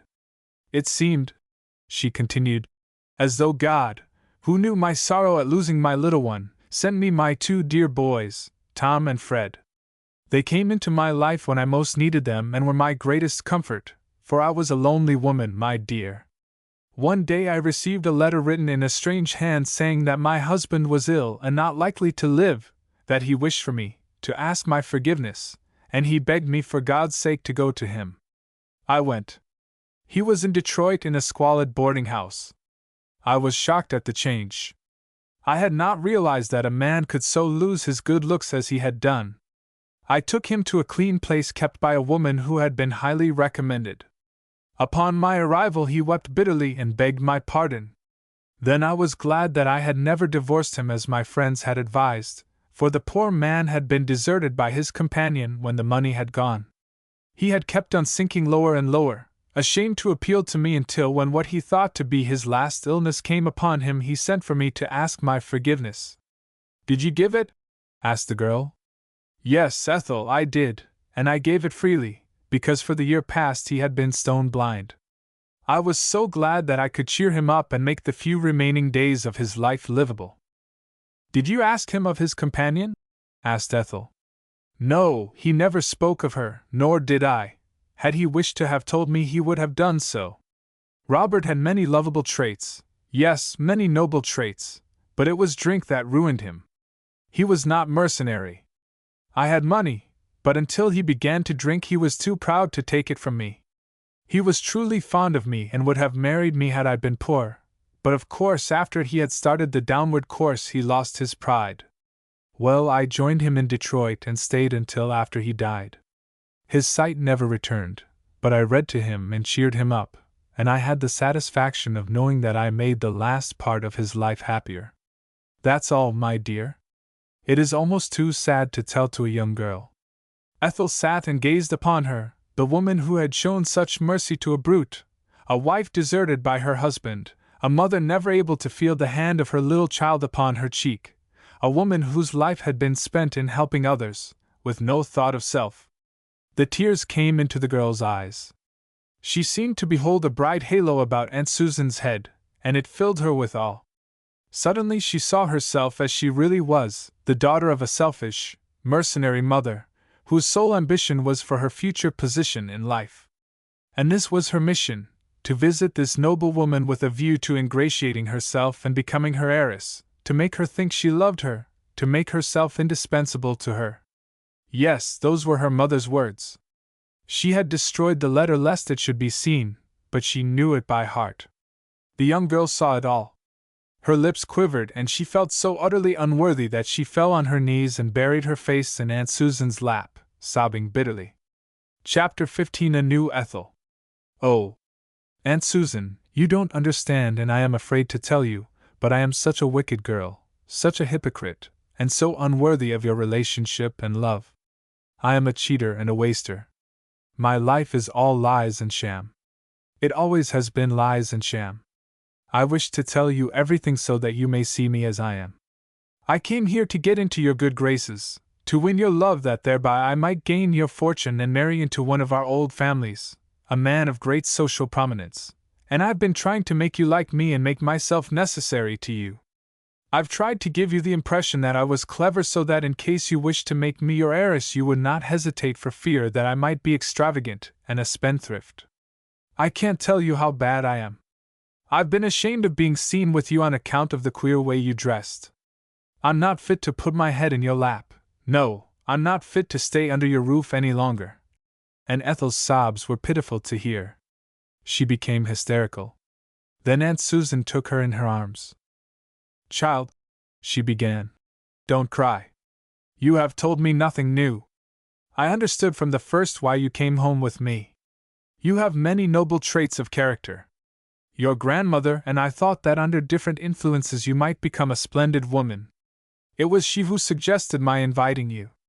You are a good girl, Ethel, and above all you have a kind and tender heart.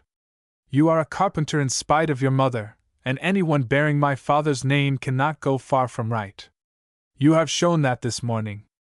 Now, my dear, in this world environments have much to do with one's character, and you have never had a chance, my poor little girl. And Aunt Susan kissed and soothed her as a mother might have done. Now forget it all, my dear child, just as I shall forget. Let us begin anew from this morning. But, Aunt Susan, sobbed the girl, I feel so unworthy, and you are so sweet to forgive me. I should think you'd hate me and want me to leave your house. But believe me, I do love you. I love you as dearly as I love Grandmama and Papa. Excepting in books, I never knew that any one woman could be so good and self-sacrificing as you are. Oh, will you believe that I don't want your money, and that I only care for your respect and forgiveness, and your love, if you can give it? Yes, my dear, I believe every word that you say. I believe in you from now on. And Ethel threw her arms around Aunt Susan's neck and wept for joy. Chapter 16 Aunt Susan's Trials. And now sit down, my dear, and I will tell you something. First, you can never be my heiress, for I have no money to give away or leave to anyone. Tom supports me entirely. You look surprised, and I don't wonder. I never told your grandmother. She is old, and owning the house in New York as she does, would probably insist upon my living with her, and until a year ago I had hopes of recovering some of my property that I had been cheated out of, but I have given it up. I love pretty gowns and pretty things as well as anyone, but I am saving the money that Tom insists upon giving me to spend on myself for him. I wish to leave him something at my death. Now I will tell you about it and how I lost my fortune. At the time I adopted the boys I was a very wealthy woman. Previous to that year I had given away a great deal for charity, but I had a hobby, and that hobby was to establish a humane insane asylum. I had seen so much cruelty practiced in different institutions where I happened to know some of the inmates, and I had heard of such shocking treatment received by patients, that I resolved to establish a reform. I gave my handsome home for the asylum. I spent large sums in fitting it up, so that it might seem like a beautiful resort to the poor souls, and as Tom told you, I succeeded in what I undertook. The boys went through school and college, or Tom did, and poor Fred would have graduated had he lived a year longer. It was sad that he had to die, and so young too. Aunt Susan wept as she told of his death. Perhaps you remember, Ethel, of reading or of hearing your father speak of the failure of the Great Western Cereal Company 4 years ago. No? I was under the impression that your father owned a few shares of stock. Well, all I possessed in the world was invested in that company. It produced the greatest excitement known in years. In fact, throughout the entire West there were panics. Everyone who had a little money saved up bought stock. The dividends were enormous, but they were bogus. That is, they were paid to each one from his or her own money. It was one of those unprincipled concerns. They had been after me for a long while. They knew that I was honest, wealthy, and respected, and that my name would attract. At first, I put in only a few thousand, then, as it prospered, I put in more, and finally I put in all that I possessed, for I wished to make another fortune that I might build more homes and do greater good to suffering humanity. The week before its failure, what do you think? 3 of the principals sailed for Europe. 2 were caught, tried, and are now serving a long term in prison. 2 others committed suicide. Being one of its directors, when the bubble burst, I gave up everything I possessed to help pay some of its poorer creditors, but it only went a little way, and I, too, was a victim with the rest. Had I confided my business to Tom, he would have advised me not to invest in it, for Tom has a wonderful way of advising people for the best. But I kept it a secret so that when he should come of age I could surprise him, for then I intended to give him full charge of all my affairs. So you see, Ethel, I may have appeared close and penurious, but now you understand why. Tom, although getting on finely, works very hard for every penny, and at times he is almost too generous. Oh, Aunt Susan, said the girl, drying her eyes, I feel happy now that you know all and don't despise me. I'm glad that you're poor and that I shan't get any of your money. I only wish that I might go to college. Yes, I'd work my way through to get a good education so that I could be able to earn my living and not take everything from poor Papa, who works so hard. And Ethel kissed the old lady many times. Chapter 17. Cousin Kate Arrives. Ethel was too loyal to read her mother's letters to Aunt Susan, who always smiled when she received one, but Mrs. Hollister wrote often asking her how she was progressing. Aunt Susan writes grandmother that she has grown to love you very dearly, Ethel, and I see that you have followed my advice like my own daughter. It is now the 6th of June. Probably, you will go with Cousin Kate to camp soon. I wish it was all over. I don't like the idea at all. It will throw you in with a common set of girls, I'm sure. We have saved quite a little this summer by staying home. The girls come in when they are in town and grandmother enjoys their visits. Mrs. Bigelow and I met on the avenue. She inquired all about you, and I told her that upon Aunt Susan's death you would probably be a very wealthy girl. She admires you immensely, and she told me in confidence that Harvey says when you are a few years older and come out you will take society by storm. Everyone in the younger set of Akron liked Ethel. She acted in private theatricals, she sang and played, attended teas, and was sought after for bridge. She gave card parties, and the young people raved over the quaintness of the old-fashioned house. She took long walks with Tom. She inveigled him into high collars and discarding shoestring ties or wearing cravats in a bow with loose ends. She even persuaded him to give up slouch hats and dress more up-to-date. He and Aunt Susan dubbed her the rejuvenator and reformer, and she was contented and happy. Cousin Kate arrived and Ethel was overjoyed upon seeing her. She looked so fine and strong. Her father came with her just to see Archie's girl, and Ethel loved him instantly. He was so like her father that the tears came into her pretty eyes when at the depot she kissed him goodbye. Chapter 18. Selecting the costume. You like father, don't you? Asked Kate of Ethel, as they briskly walked toward the shopping district. Like him, replied the girl. Why, Kate, I just love him. He reminds me of Grandmama and Papa, but he's more like Grandmama. He is like her, replied her cousin. And I tell you, Ethel, he's just a dear. But, by the way, wasn't Aunt Susan clever to get your mother to consent to your becoming a Campfire girl? I was so surprised. You see, I had already spoken to Grandmother and you about it. Then I thought I'd tell Aunt Bella and get her interested in it, and ask her to let you join my Campfire, for Uncle Archie promised me that you should come out to Ohio and make me a visit. I had it in my mind that were you to come this summer it would be lovely for you to go with us to camp, but do you know, Aunt Bella didn't like it a little bit. In fact, she became very angry, nor could I convince her of the virtue of the campfires nor even the scouts. She made me promise not to mention the subject again, and on no account in your presence. As I was her guest, I promised. What knowledge had you received before? In this case the end has justified the means, and it was consummated by Aunt Susan, so it's all right. But here we are. This is the store where they take orders for Campfire costumes. It will take 4 days to make what you need. We'll have to hurry them as we leave in 5. Oh, Kate, began Ethel in a worried voice. Do you think that I should let Aunt Susan pay for them?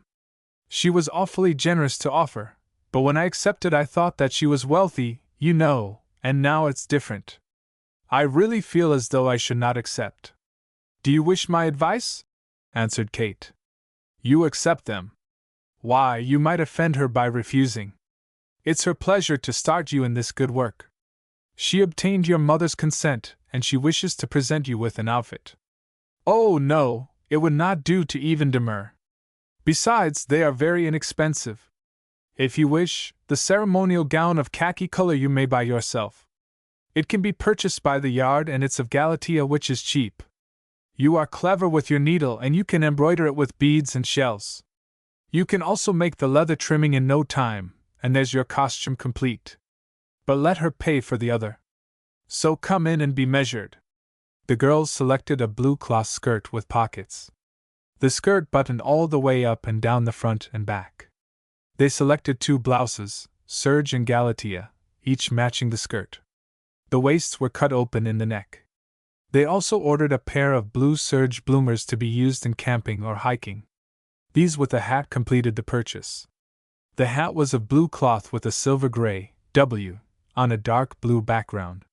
The W meant Wohelo, and could be used as a cockade. The saleswoman explained to Ethel that an emblem of 2 brown cross logs was to be worn on the chest of the blouses. Honors gained in water sports might be embroidered as decorations around the collar. The same cross logs woven into a blue background were used as sleeve emblems. Ethel saw the sample suit and was charmed. The decorations were unique and stylish. Please send them direct to Columbus, said Kate, as she paid the bill, and turning she said to Ethel, You will be there, and it will save time. They generally fit perfectly. If not, as you know something of sewing, we can alter them to fit. I guess I do know something of sewing, replied Ethel. I can do beautiful work, and I can ride horseback, and I'm at home on a bike. Cousin Kate laughed. Well, I'm glad of that, for at first when you start you'll be a wood-gatherer.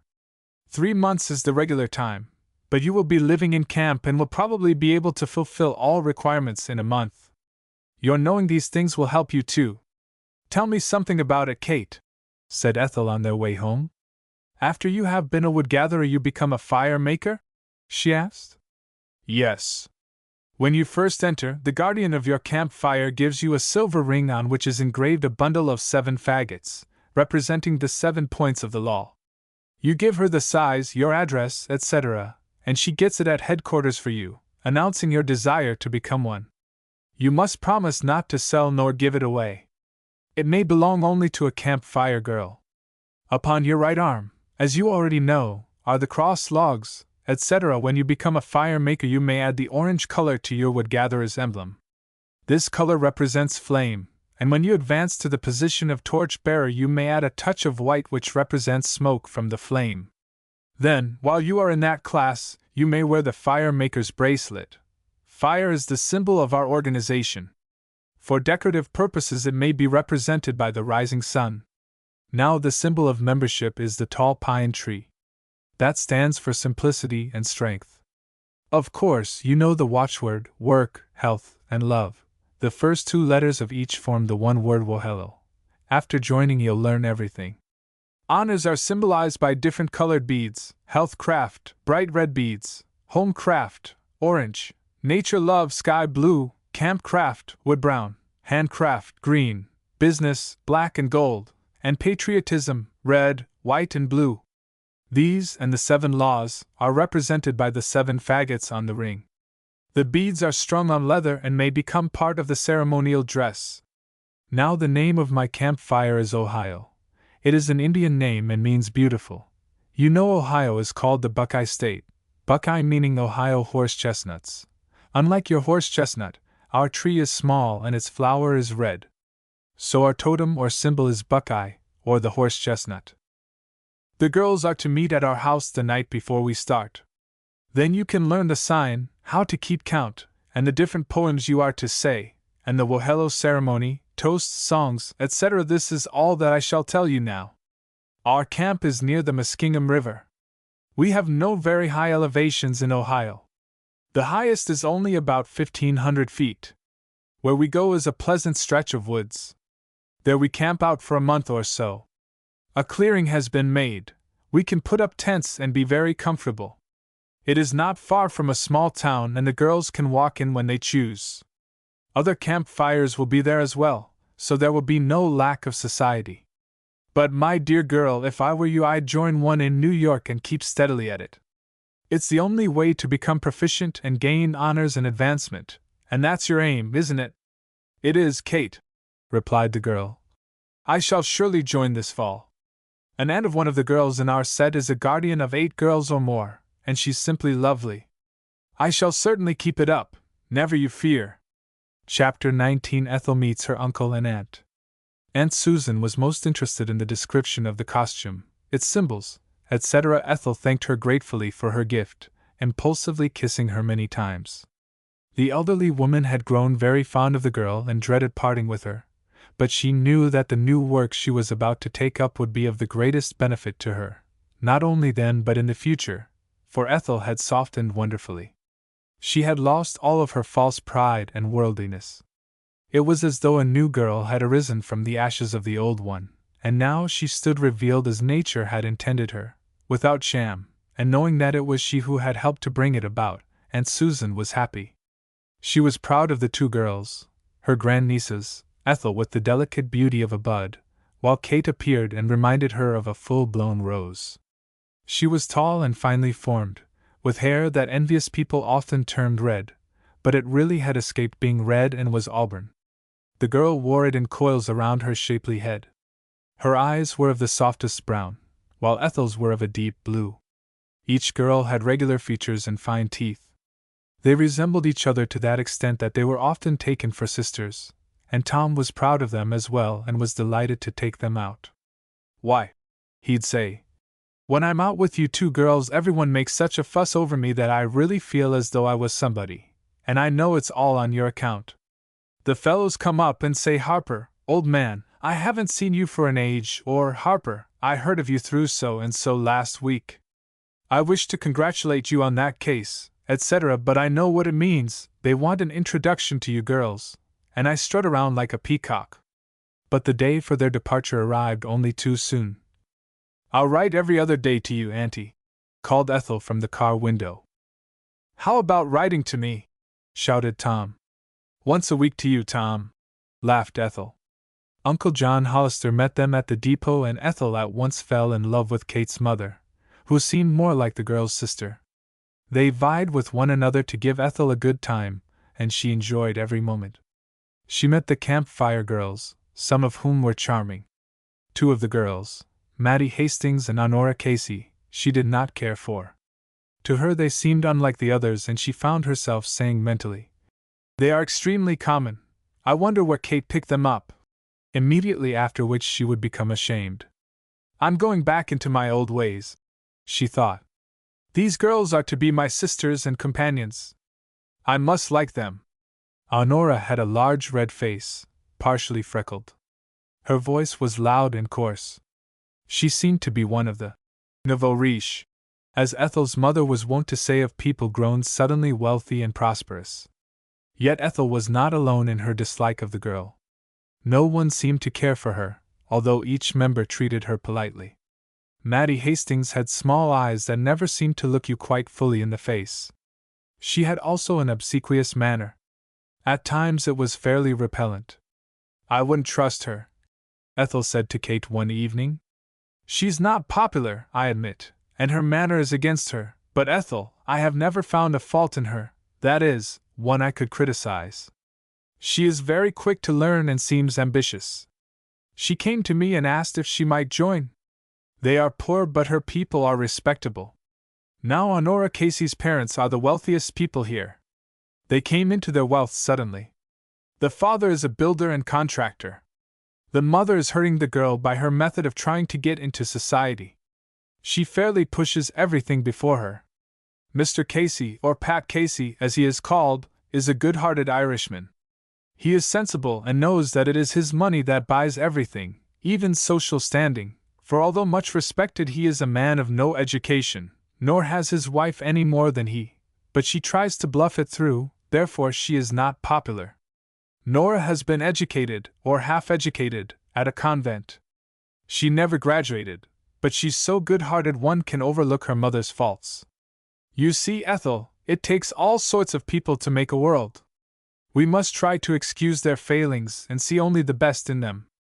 Of course, you know we are an old family of good standing and can go where we choose. Perhaps it was on that account that Mrs. Casey made Nora join my Campfire girls, but she seemed most anxious that she should.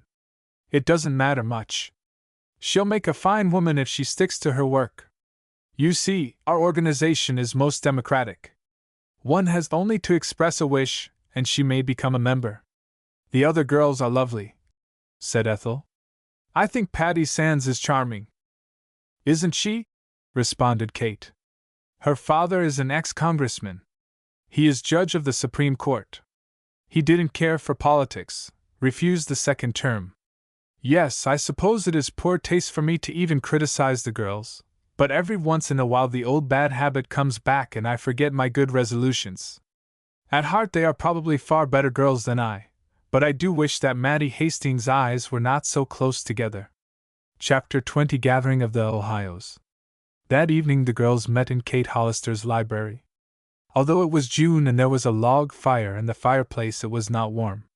The girls carried a small flag upon which the word Ohio was embroidered, and underneath appeared a horse chestnut.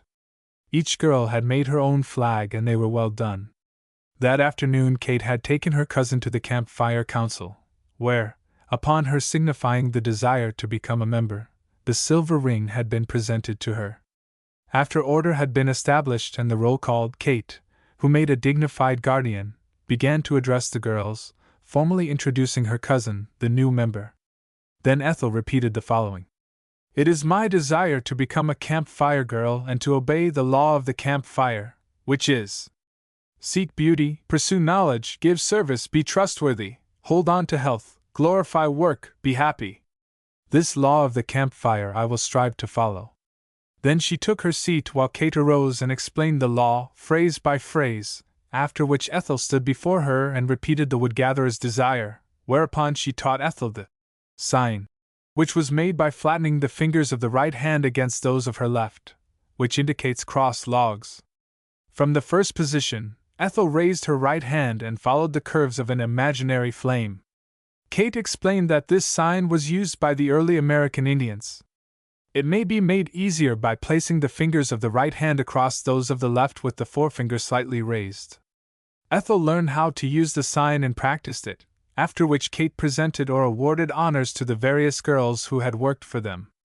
They were only the different colored beads, but each girl's eyes beamed with happiness as she received them. Then they showed Ethel the count book, in which were kept records of their work and play. The leaves were of brown paper and laced together with a leather thong or cord. The cover was of leather also. Symbolic charts for recording the requirements of the fire maker and torch bearer, as well as for nearly 200 elective honors, were parts of the book. The book contained 96 pages. It was arranged for a group of 12 girls. Should the group grow larger, more leaves could be added. 3 leaves for each girl were in the first part of the book. These were for recording the honors and requirements, making 36 pages. The balance of the pages were for the records of events, pictures, and pen and ink sketches, etc. The totem of the Campfire is as painted on the brown leather cover. It should always tell some legend or story, some natural industry or beauty which is true to the locality in which the Campfire is located. The Ohio Campfire totem was a large horse chestnut under the word Buckeye. The first leaf was left blank, the second was the title leaf upon the top of which appeared the name of the Campfire, and at the bottom the date of the first council fire. Following the title leaf each girl fills out her group of 3 leaves. On the first she will write her name, date of birth, parents' names, birthplace, and present address. She also puts down the date as she attains each rank, using for the month the Indian name. On the next leaf were symbols of all elective honors, and these were painted in colors corresponding to the beads received. The third leaf for each girl was for her individual symbol, the chosen name with its meaning, for each girl naturally wishes to own some name by which she may be known. She may hold some desire which to her may mean the way in which she may give of herself the best. Perhaps some poem has lines which she feels are a response to her desire.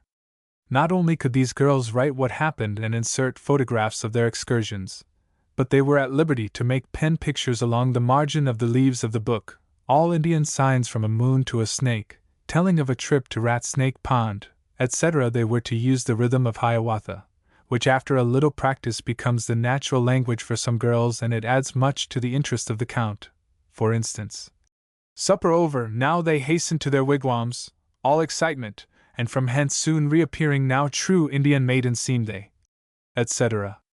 Now that we have initiated our new member, said Kate, and have explained to her about the Count book, etc., we shall postpone the rest of the ceremonies until we reach camp, as I know that each one of you will need your rest. So we'll meet at the train for the boat landing at 11 tomorrow. I hope it will be a fair day. Take plenty of wraps along, for it is cold tonight, and it bids fair to be so tomorrow.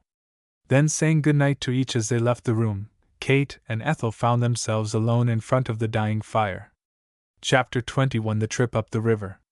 It turned out to be a lovely day. Ethel was most excited.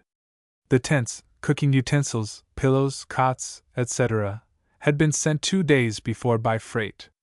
The trunks alone remained to be taken to the boat, and they were only steamer trunks.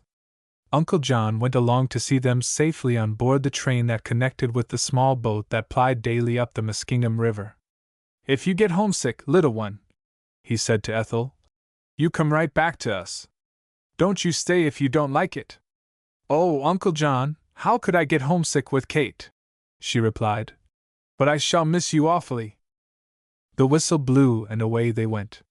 It was a pretty sail, and the girls were in a happy frame of mind. Nora Casey looked like one immense freckle. She was in high spirits and now and then relapsed into a jolly brogue caught from her parents, for Nora was born in America. "Faith, and it's sailing that I enjoy," she said to Ethel, coming up the stairway from the deck below. "I'm after taking some pictures of the river for our Count book." Then, catching herself, she talked perfectly correct without the slightest trace. They watched the banks on either side, dotted now and then by pretty houses and thriving fields of buckwheat and clover. Patty Sands sat by Ethel. They were very congenial. The rest of the girls chatted together. Mattie Hastings sat beside Kate Hollister, and regarded her with adoring looks.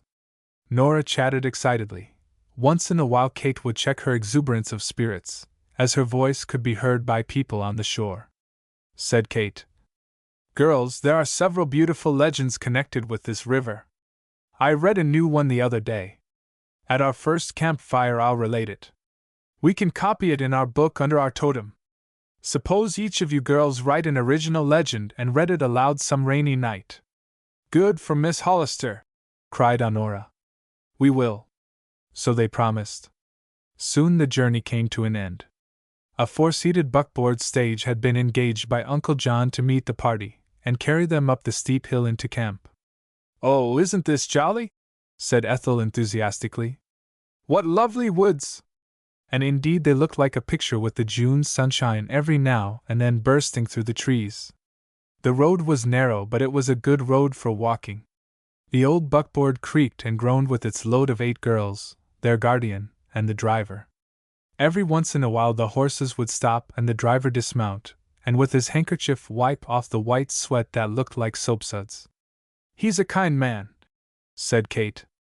Then when his handkerchief was too wet to use he would pick up handfuls of grass to use for their comfort, after which he would get up on the seat and drive them again, but he must have stopped 10 times before reaching the clearing where the camp was to be. "Oh, look!" cried Patty. "Miss Hollister, our 4 tents are up." "Yes, that's Father's surprise," she rejoined. "He sent up one of his men yesterday so that we need have no trouble." And turning to Ethel she said, "Usually we have to hire a man in the village to come up and do such work, but Father has anticipated us this time." "Isn't he lovely?" said the girls in unison, jumping like children from the wagon and peeping into each tent. There were all the baskets ready to be unpacked, and following the buckboard came the trunks. They quickly removed their hats, etc., and bade the driver goodbye, who by the way was now using handfuls of leaves to clean the animals, after which each one was assigned her task. Patty Sands, you may unpack and wipe the china. Mattie Hastings, you may put it in place. Ethel, you may watch this time, as you are a tenderfoot. Nora, you arrange the blankets, towels, and linen in order, will you? And so Kate kept each girl working. Molly Long made the cots. Sally Davis put the cooking utensils in place. Edith Overman and Edna Whiteley began gathering sticks for the fire. Oh! Ejaculated Ethel. That's my task, isn't it? I'm the wood gatherer, she said. The first day a tenderfoot is our guest, replied Molly Long, laughing. You wander away and think of the story you'll have to write and read aloud. In other words, broke in Nora, go way back and sit down. But Ethel watched the girls work. It was a revelation to her. They seemed more like boys. Why, explained Edna Whiteley, if necessary we could drive the stakes and put up our tent, couldn't we, Miss Hollister? Yes, I hope you'd be able to, she said. I think women do far harder work than that every day. Kate had changed her gown for a pair of bloomers and was working hard, running back and forth giving orders like a general. By twilight every trunk was unpacked and in its place. Each girl had changed her gown, and the campfire was ready to light after tea. Then came preparations. In one tent there was an oil stove.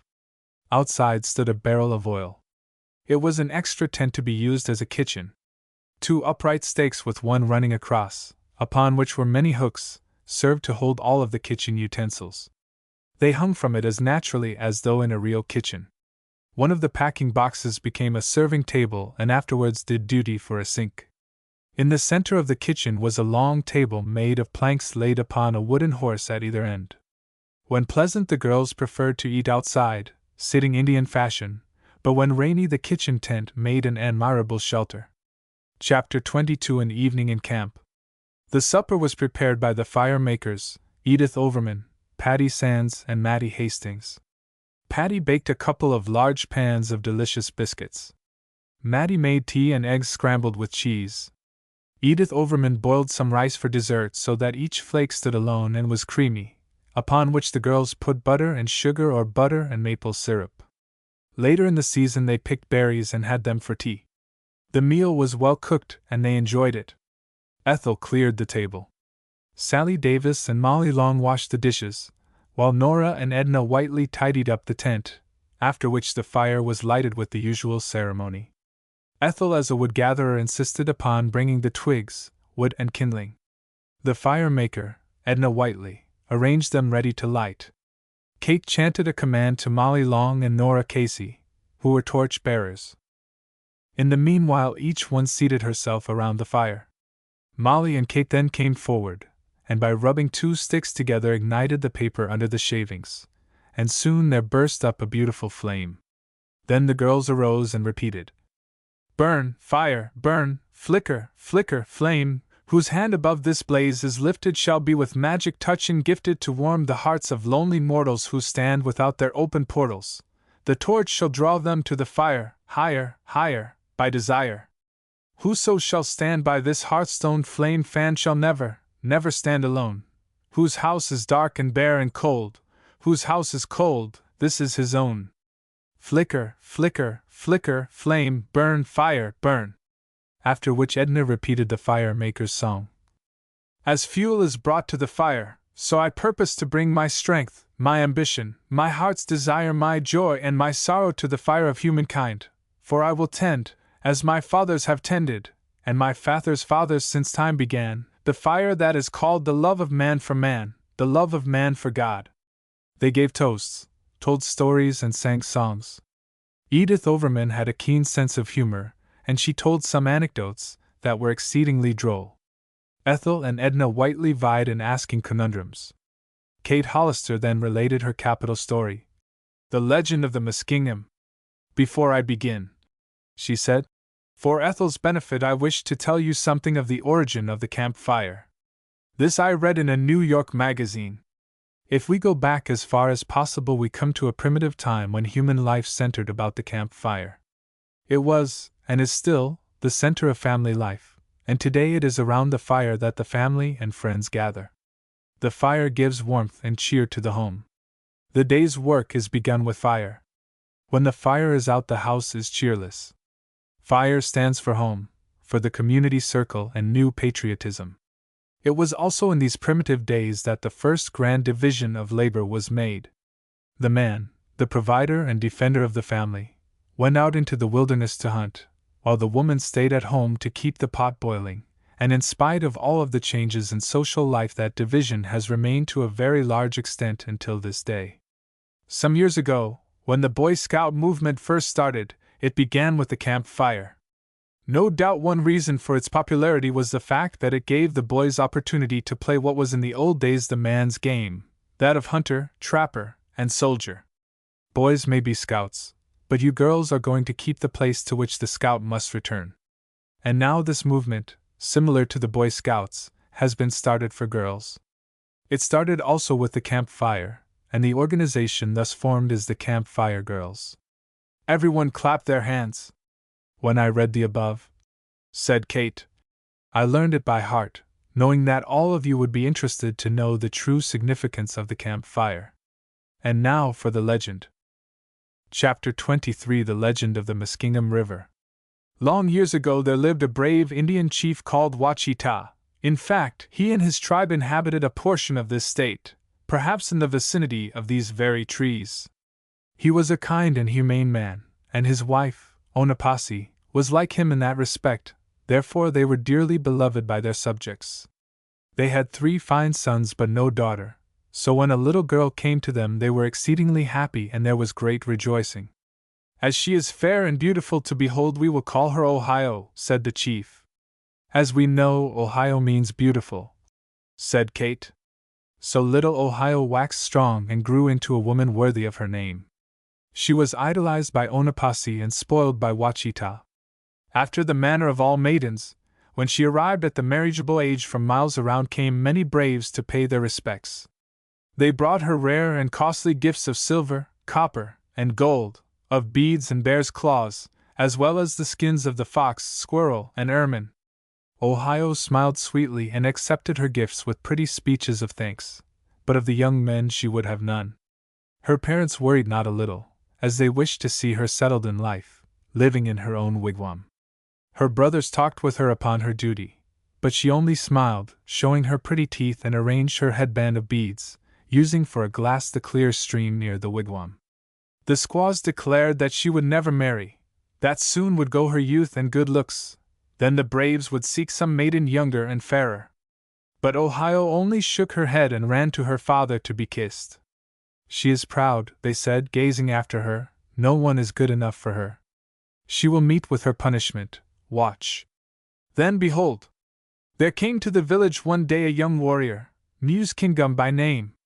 He came from a tribe many miles distant, bearing a message from its chief to Wachita. Ohio sat near her father. She was embroidering a wampum belt with different colored beads and shells, skillfully fashioning birds, butterflies, animals, etc. As she glanced up shyly, lo! Her eye caught the eye of the young brave. The blood flew into her cheeks and her heart started into beat as though it would burst. While delivering his speech to Wachita, young Muskingum grew scarlet and embarrassed. That was the beginning. It was in June. The birds sang their love songs and the air was filled with mysterious romance and sweetness. Permission had been granted by Wachita to Muskingum to pay his addresses to his daughter Ohio, and when he told her of his love he said, "Why confess it? You have known since the day in the wigwam when our eyes met and my soul fell captive to your beauty and sweetness. Then, when upon the mountain sides the trees hung out their yellow, gray and scarlet banners, with great pomp and ceremony these 2 young people were wed, and the festivities lasted for days. Everyone was happy because Wachita was happy, and all of the tribe loved Wachita. As for Ohio and Muskingum, they were content. They lived in a fine wigwam and adored each other. While her husband was in the woods shooting game or fishing, Ohio would sit in the doorway and watch for his return, and as for him, his eyes were constantly roving towards the valley where he could see the smoke coming from a certain wigwam, and when it came in volumes as though from a freshly started fire, his heart would rejoice, for then he knew that Ohio was preparing the supper and it was time to return. And so these two who loved each other lived in one continual honeymoon until the arrival of little Muskingum, a strong, lusty, little fellow looking not unlike Wachita, which pleased his grandfather only too well. It was his father's delight to attend to his education, and his father was not only beloved by his tribe but feared by his enemies. So he wished to teach his little son to be honest, kind, and fearless. He wished him to be brave and able to lead his tribe into battle, to die for them if necessary. He taught the boy to aim well and shoot with a bow and arrow, and when he was about 7 years old it was his delight to accompany big Muskingum on his shooting expeditions, to help him fish and hunt. Together they would tramp for miles, and Ohio would sit in her doorway and embroider, thanking the Great Spirit that she had 2 warriors to look after instead of one, and little Muskingum would clap his hands with joy when she'd say, "What has the little warrior shot today?" And her husband would reply, "He has helped me. He has carried my heavy bow and arrow, and he has also carried these," displaying a large string of fish. Besides, he caught 2 of them. Of course, they talked in Indian language, which is more beautiful than ours. Then on their trips Muskingum would teach his little son how to distinguish one tree from another by examining its leaves, how to tell the name of a bird by listening to its call, how to read the signs of the Indians, how to read from their tracks the whereabouts of the enemy, the trail of the animals, and the secrets of the woods, the song of the birds, the whispering of the trees, and the murmuring of the brook, about the way of flowers, ferns, etc., and the names of the different nuts and fruits that flower first, and then become ripe and fall to the ground. He taught him about the different animals and how to trap and shoot them, and lastly he taught him about the stars and the stories connected with them. Little Muskingum could point out the Dipper or Great Bear, the Little Bear, how the last star but one in the Dipper, the star at the bend of the handle, is called Mizar, one of the horses, and just above tucked close in is a smaller star, Alcor or the Rider. The Indians called these 2 the Old Squaw and the papoose on her back, and the young men would say to the little fellow, "Do you see the papoose on the Old Squaw's back?" Then at once he'd point to them, and the parents would be proud of him. His father also taught him that shaking a blanket in Indian language meant "I want to talk with you," holding up a tree branch, "I wish to make peace," holding up a weapon, "I am prepared to fight," and many others like our own signal of the campfires, said Kate, which is one of the oldest of Indian signs. "Isn't this a lovely story?" broke in Patty. "I can't wait for its finish." "And it's late. I'll have to talk more rapidly, I fear," replied Miss Hollister. "Or postpone the rest until tomorrow night." "Oh, don't!" went up a shout of young voices. "Please finish." "Why, we'd keep awake all night if you stopped now." Kate laughed good-naturedly and signed to one of the fire makers to put on more wood. Quickly Ethel jumped up and brought an armful, for our camp was very ceremonious. Then as the flame burst forth anew she proceeded. "So you can see that little Muskingum was a lovable child, endowed with more than ordinary intelligence.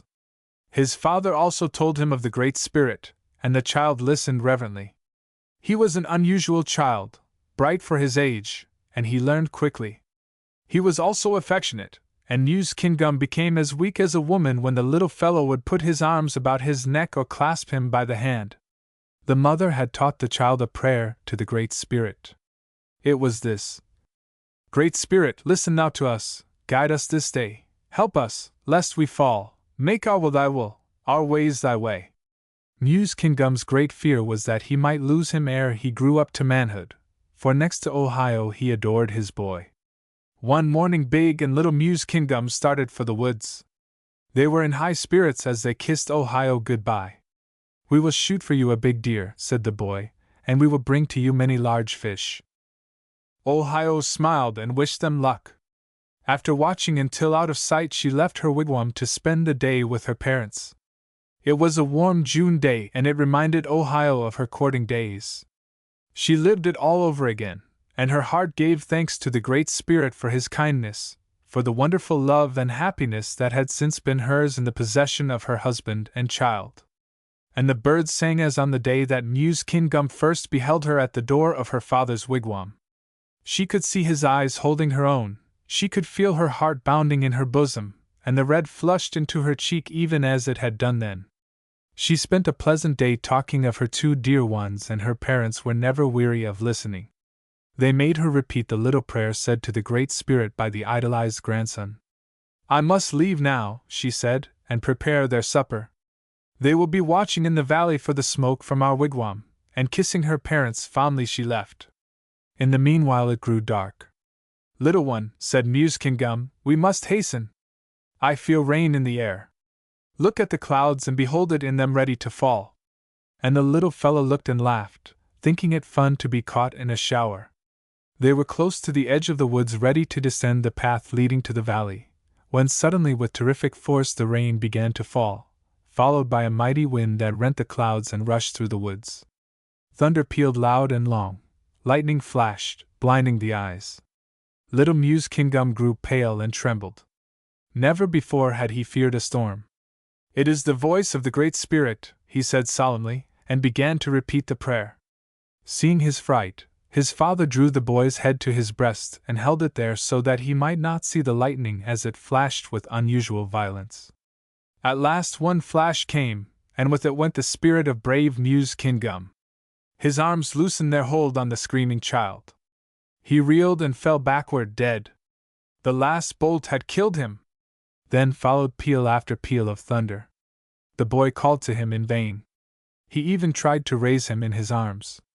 Seeing that it was useless, he threw himself on his breast and moaned, every now and then lamenting in loud cries. The storm ceased. When, after the night fell, and Muskingum and the boy failed to appear, Ohio gathered together a band of young men from nearby and started out to search for them. Ohio kept calling, "Muskingum, where art thou? My little one, art thou safe?" Then on the air floated a child's voice calling to its mother. Like a deer, Ohio flew to the spot. The child was rubbing his eyes. He had fallen asleep on his dead father's breast and was awakened by his mother's voice, but he never left his father's body. As Ohio drew near, she beheld her poor brave handsome Muskingum lying with his face upturned to the moon, whose beams fell upon him. Ohio knelt down and kissed her husband, but she uttered no cry, only a dull muffled moan escaped her, for she was the daughter of an Indian chieftain, and it would not have done. She had been taught to bear pain without a murmur, but the look upon her face was terrible. The young men would gladly have died to have brought young Muskingum to life for her sake. Then the eldest lifted the child, who still sat by his dead father's side, and placed him in his mother's arms, and as the little fellow sobbed and kissed her low, her eyes filled with tears, and she headed the procession that followed, bearing the body of their beloved Muskingum down the steep path that led to her wigwam. And Muskingum was buried with great ceremony and honors, becoming a man of his station. But Ohio took no further interest in life. The child now clung to his grandfather, who tried to take his father's place. Every day Ohio would lead him to the grave on the mountain side, and together they would pray to the Great Spirit.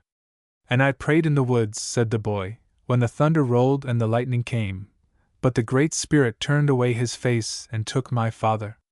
He was called to live among the stars," Ohio would reply. "And is he up there?" the child would ask. "I will look for him," after which every night would little Muskingum stand or lie on the ground gazing at the stars, declaring at times that he could discern his father looking down upon them.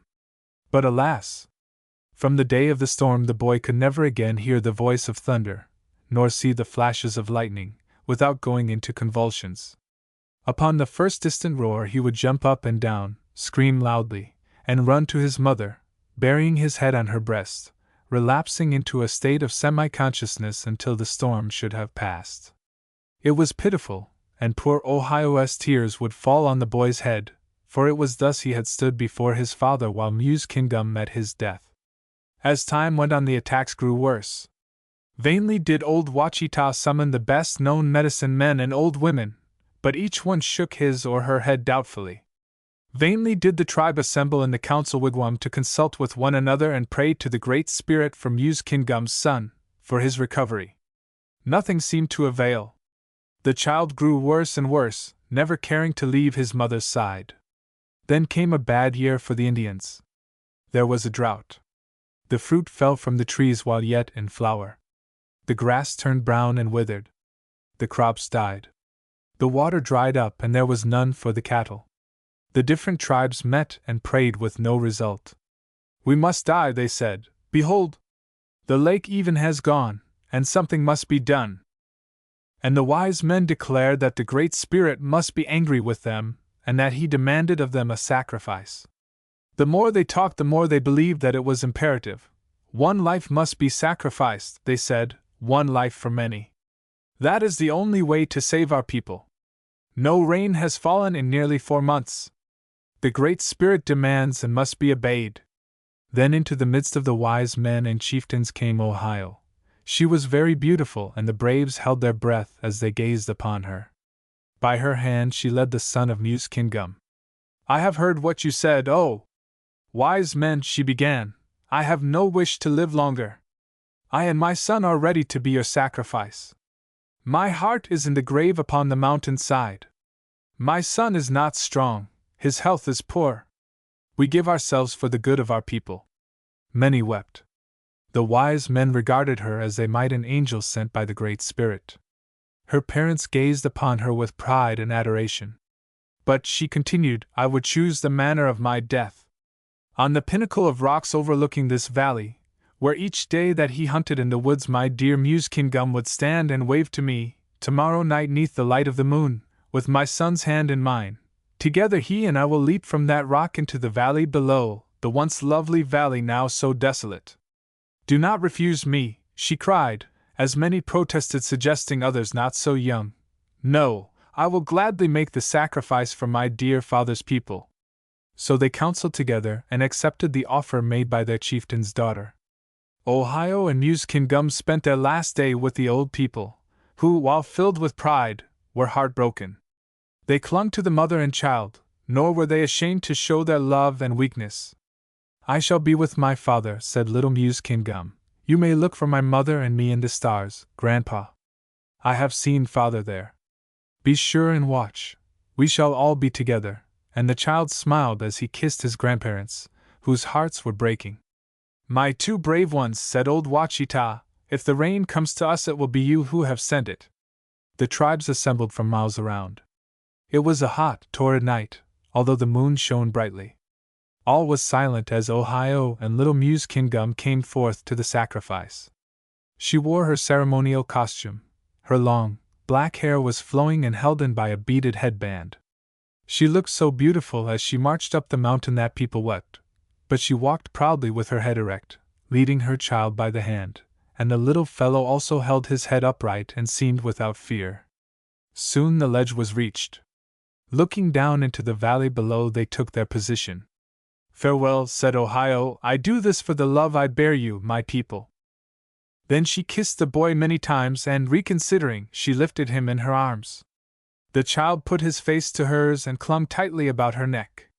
She whispered in his ear. He raised his head and called aloud, May the rain fall and may you all be happy. Then holding her child close to her heart, the brave woman stepped to the edge, closed her eyes, and leaped into the valley below, the valley in which stood her wigwam. Kate paused. The girls were hanging breathlessly on her words. Sally Davis and Mattie Hastings were crying, while Edna Whiteley and Molly Long drew nearer. Oh, don't stop, gasped Patty Sands. Please go on, Miss Kate. I'm all excited. Kate laughed. Do let me get my breath, girls. I had no idea it would take me so long. There fell no rain that night, but the people as they marched down into the valley thought of nothing but the sacrifice. Probably had it rained they would not have known it.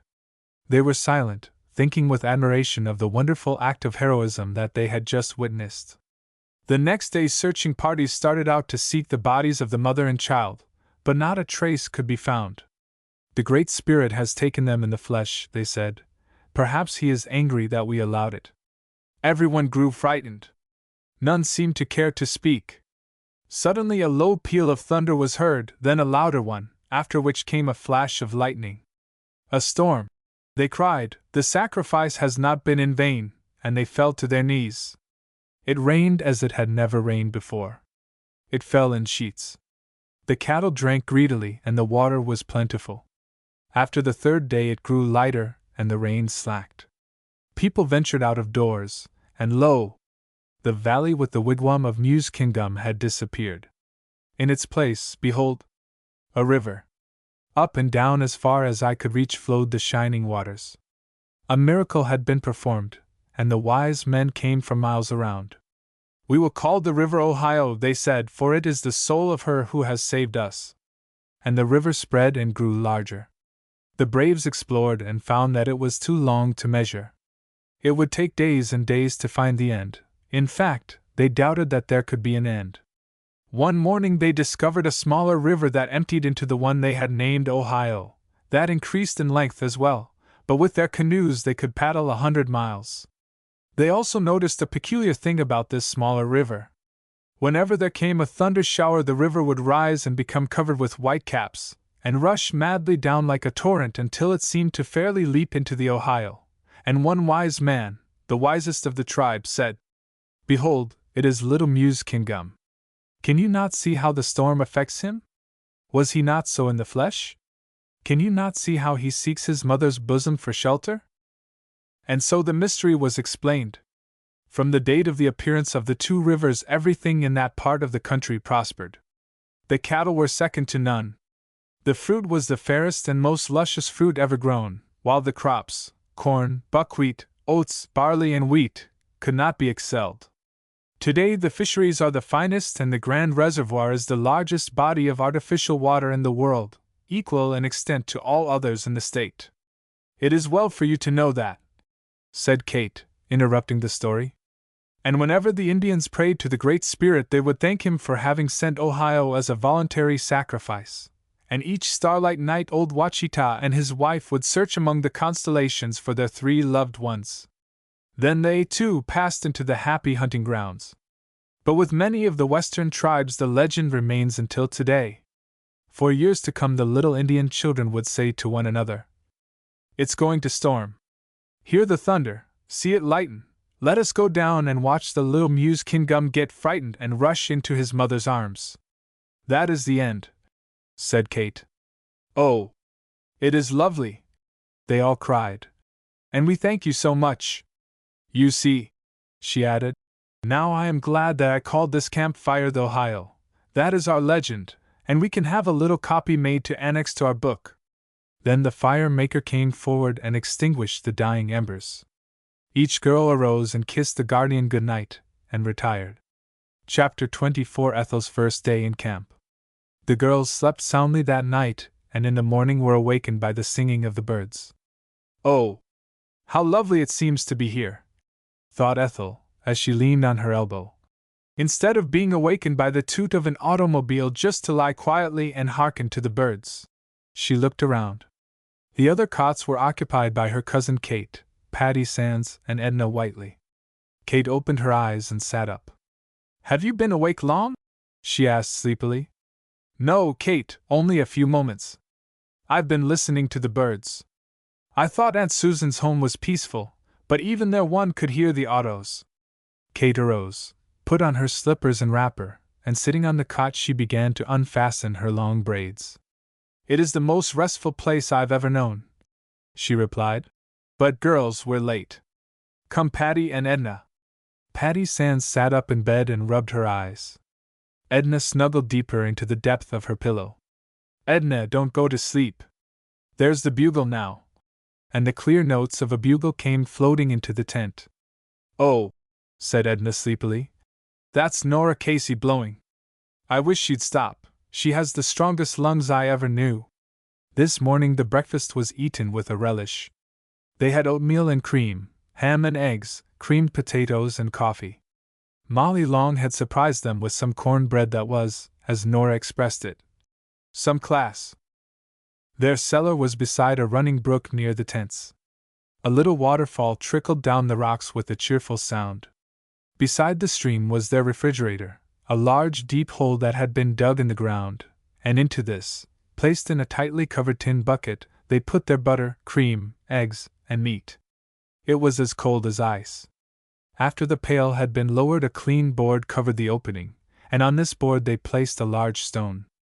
But the farmer with whom Mr. Hollister had made arrangement, brought up daily from his place fresh meat, milk, and vegetables, and twice a week pot cheese and buttermilk, so the Ohio campfires were in clover. Nothing they ate was stale and everything tasted delicious. After breakfast was over, Ethel, Nora, and Molly Long cleared the table, washed the dishes, and tidied up the tent. Chapter 25 Ethel's First Lesson. Girls, said Kate, after the morning ceremonies had been performed, today we will cook our dinner over a real campfire. Our menu will consist of roasted potatoes, green peas, broiled steak, and a lettuce salad. Sally Davis is going to make one of her delicious bread puddings, which she will bake in the oil stove, but the rest will be the real thing. The girls were delighted. Ethel, said Edith Overman, in August you shall taste our delicious roasted corn. You never ate anything so good in your life. When do you leave for home? August 30th, replied the girl. Do you stay up here until September? Yes, replied Kate. We leave about the 5th, but on account of you we are going home in August this year. Oh, how kind, said Ethel. Then Kate began. Now, my little cousin, you have some work to do today. First, you must learn how to make knots, the 5 different styles, but today it shall be a square knot only. You are to tie it 5 times in succession without hesitation. You are to read and be able to tell the chief cause of infant mortality in the summer, and to what extent it has been reduced in one American community. That means one city or town. This is your school and you must attend it before you can play. You must learn what to do in the following emergencies: clothing on fire, person in deep water who cannot swim, both in summer and through ice in winter, how to bandage and attend to an open cut, a frosted foot, what to do with a person who has fainted, how to use surgeon's plaster. You must commit to memory a poem of 25 lines or more, and you must learn about yourself, what every girl of your age needs to know. You are not to learn all of this in one day, but a little every day. Molly and Nora, who are proficient in these things, will help teach you. Then you'll learn to cook, swim, and row a boat. We have a lovely lake about a mile from here, and there are boats and canoes to hire. All these, and various other useful things, you are to learn. I want you to be able to win an elective honor in some one of the 7 crafts. You must wear your beads, but you must win them first. Next week we shall remove the roofs of our tents and sleep in the open. I wish you girls to get a month or 2 of it. That counts 1 honor. Nora, Molly, and Ethel started in. Ethel quickly learned how to tie the knot. Then she began to study first aid to the injured, and the girls taught her how to adjust a bandage and how to use the plaster. It's a shame that ye haven't a real broken bone to work on, laughed Nora. Well, that's a nice thing to say, replied Molly. Suppose you go and cut yourself, Nora Casey, or break your leg. After studying for a couple of hours, the girls declared that Ethel was a promising pupil. She even learned a poem, The Psalm of Life, by Longfellow. Chapter 26 A Loss and a Dinner. Oh, girls, exclaimed Ethel, I must get my ring. I left it on the box where I washed dishes. And she ran to the kitchen tent, but there was no ring in sight. I laid it down here and I emptied the water myself. She almost sobbed. It was a beautiful ring, a diamond cluster. Grandmama gave it to me. It was her engagement ring. Kate now came in and they hunted. The girls looked where the water had been thrown but no sign. They swept the tent and searched thoroughly. Molly Long went back to where Ethel stood half in tears and reported nothing doing. Who was with you in the tent? She asked. No one but you and Nora, replied Ethel. You remember, Kate, said Ethel. It was Grandmama's engagement ring. I'd have lost anything I own rather than that. It's unfortunate, replied Kate, but perhaps it may turn up. Poor Ethel took her walk with Patty and Molly, but she was very quiet. That noon she watched a dinner cooked in the open. 2 perpendicular stakes with forked ends had been driven in the ground, while lying horizontally across them was another upon which to hang 1 or more kettles. Each kettle had an iron hook to place on the cross stake, and from them hung the kettles. A roaring fire had been made. The potatoes were laid in the hot ashes and covered. In 1 kettle the peas were put. Ethel and Molly had shelled until their fingers ached. Now, girls, said Kate, someone time those peas. They must not cook longer than 3/4 of an hour, and they must not be covered. When the salad had been prepared, the bread and butter spread, and the water pitchers filled from the brook, it was time to cook the steak. 4 of the girls took forks made from tree branches, placed the steak upon them, and started in. Molly and Nora, in the meanwhile, after draining off nearly all of the water, had put some salt and a little sugar in the peas, adding at the last a large piece of butter, and had placed them in their kettle which stood near the potatoes. The steak, when finished, was laid on a large platter and covered plentifully with butter. Then each girl took and opened her potato, and what a potato it was, so unlike those cooked in an oven. The peas were served in saucers, and the sight of the steak covered with gravy, hot and juicy, made them hungry. Each sat on the ground with her plate on her lap, and her saucer and glass beside her. They ate up every vestige of food. "Good night," said Nora. "Sure a dog would starve in this crowd." After an appetizing salad dressed with a suspicion of garlic and a fine French dressing, came the bread pudding made by Sally Davis. It was filled with raisins, and each girl passed her plate twice. "Ethel, what do you think of our campfire dinner?" asked Kate. "It is simply fine," replied the girl. "I have never tasted one half so good." "Poor Ethel, she is unhappy over her ring," said Edna, "and I don't blame her. Cheer up. It may be found yet," she added.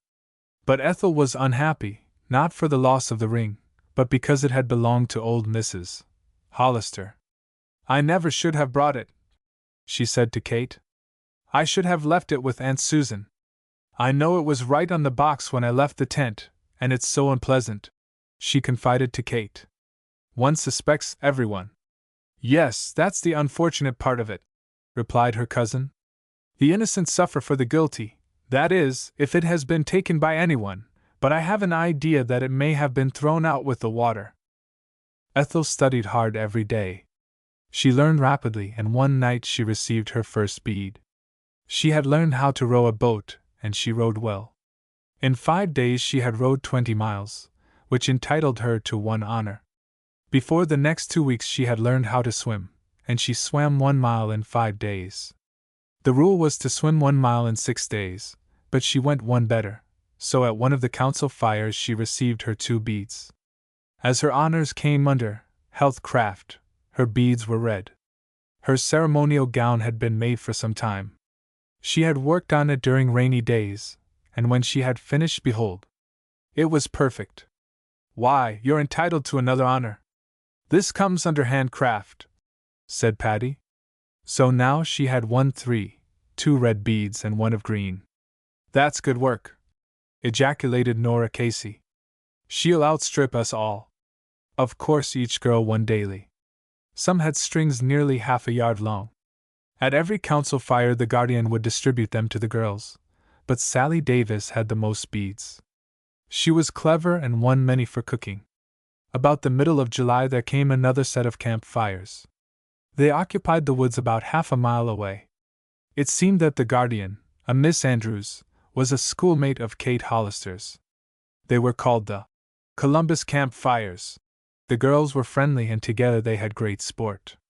Chapter 27: A Discovery. One morning Patty and Ethel started for a walk. They were to climb a small mountain. On their way they came across a pocket handkerchief. It was a girl's handkerchief, and on it was the initial H. "This isn't Cousin Kate's, I know," said Ethel. "She carried one certain kind with a tiny H worked in the corner. This looks like a cheap one that might be purchased for a dime. Whose can it be? Are there any H's in the Columbus campfires?" They recalled every name, not an H. "Then, as it isn't Kate's nor mine, it must belong to Mattie Hastings." "Yes," replied Patty. "She often walks up here alone. I wish I could get over my feeling of dislike for that girl," said Ethel. "But I cannot. It grows on me. I shall be glad to go home to get rid of looking at her. I can never like Nora Casey either, although I have tried very hard. But I positively shrink from that girl. I don't trust her." "I feel the same, and so do all the girls," replied Patty. But she seems to have gotten around Miss Hollister. She is invariably hanging on her. Cousin Kate is so kind and good-hearted," said Ethel. "She's always ready to make the best of people, but I feel like pulling Mattie Hastings away when I see her around here. Look, quick! Speak of angels, that was she looking out through those trees," exclaimed Patty. "Now I wonder what she is doing up here and alone. My! But it's warm in the sun, isn't it?" And Patty opened the neck of her waist and removed her hat. "Let's call and see if she answers us." So Patty Sands called loudly, "Mattie Hastings, Mattie, we have seen you, don't hide." Someone started to run through the brush. They heard a fall and a piercing shriek.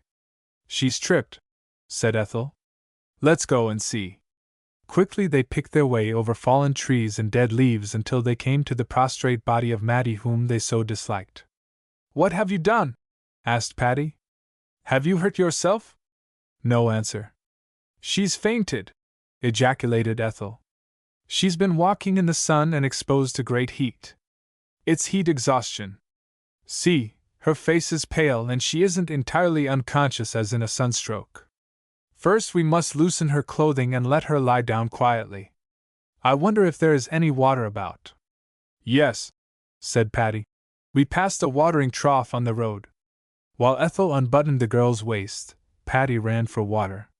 "It's lucky I have my drinking cup with me," she called. "I have a long head. I never take a walk without it." Ethel made no reply. She unhooked the girl's corset. Then when Patty returned, together they lifted her to a shady place. Ethel's face was pale. "What is the matter?" asked Patty. "You look as though you had seen a ghost." Ethel pointed to a chain on Mattie's neck. It was a small silver chain, and suspended from it were 2 diamond rings. One was the small cluster lost by Ethel, while the other was a solitaire. Patty gasped and caught Ethel by the arm. "That's your ring." Ethel nodded. "And the other belongs to Nora Casey. She lost it a few days ago. She didn't want to make a fuss about it on account of you having lost yours, but I think she suspected this girl and determined to get it before she left camp. Isn't it awful?" And Patty shook her head. "You'd better take the chain off before she comes to." Ethel made no reply but lifted Mattie's head and put the drinking cup to her lips. After a moment the girl took a swallow, then another, until she had taken it all. "Don't give her any more now," said Ethel. "First aid says, sip slowly in heat prostrations and give stimulants, but we have none." "Take them off, Ethel," said Patty. "She might get up and run." But Ethel only looked. Suddenly Mattie Hastings opened her eyes, gazed at the 2 girls, and at her shirt-waist beside her, then she raised herself and put her hand to her neck. A scarlet flame surged across her face. "You've had a sort of fainting spell," said Ethel. "You fell, and the heat and all made you unconscious for a while. Why did you run from us when we called?" With her hands upon her chain the girl looked like a frightened animal. Something stirred Ethel's pity. "Don't be frightened," she said. "Just tell us all." Whereupon Mattie Hastings burst into tears. "First hand me my ring," said Ethel, "and then tell us everything." The girl tried to unfasten the chain. "Shall I?" asked Ethel. Mattie nodded. Then Ethel took the ring. "To whom does this belong?" she asked. "Nora," faltered the girl. "Keep it, please. I shall never go back.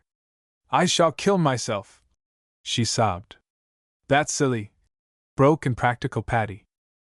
"Your father, Judge Sands, he will sentence me to prison," she sobbed. "And I did it for Molly.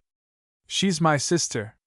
Her spine is broken and the doctor said she needed food, good nourishing food. She's only 11, and he told father that with care she might outgrow it, especially if she could get in some institution for cripples, where she could have good attention." And the girl threw herself on her face and sobbed brokenly. "Now see here," said Ethel, sitting down beside her and lifting her up, while Patty and she supported her back. "You tell us everything, don't keep even a tiny bit back." "Yes," broke in Patty. "We're Campfire girls and we must give service.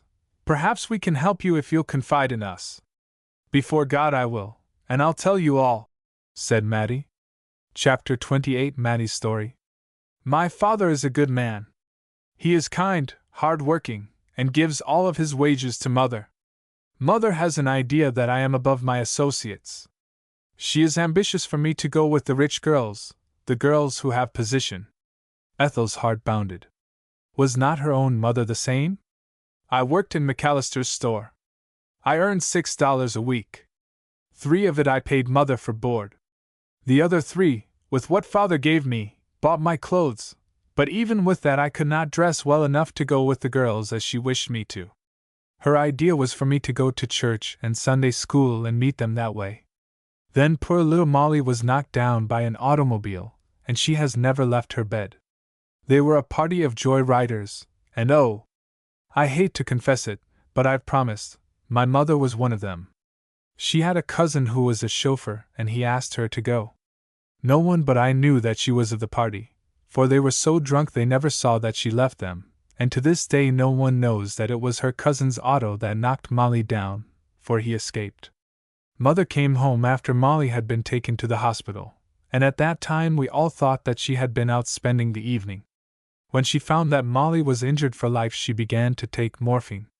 I alone know her secret. She never knew that she told it. For God's sake, don't betray me. Every penny that Father gave her she spent for that drug, and he thinking that Molly had the benefit of it. At last I couldn't stand it.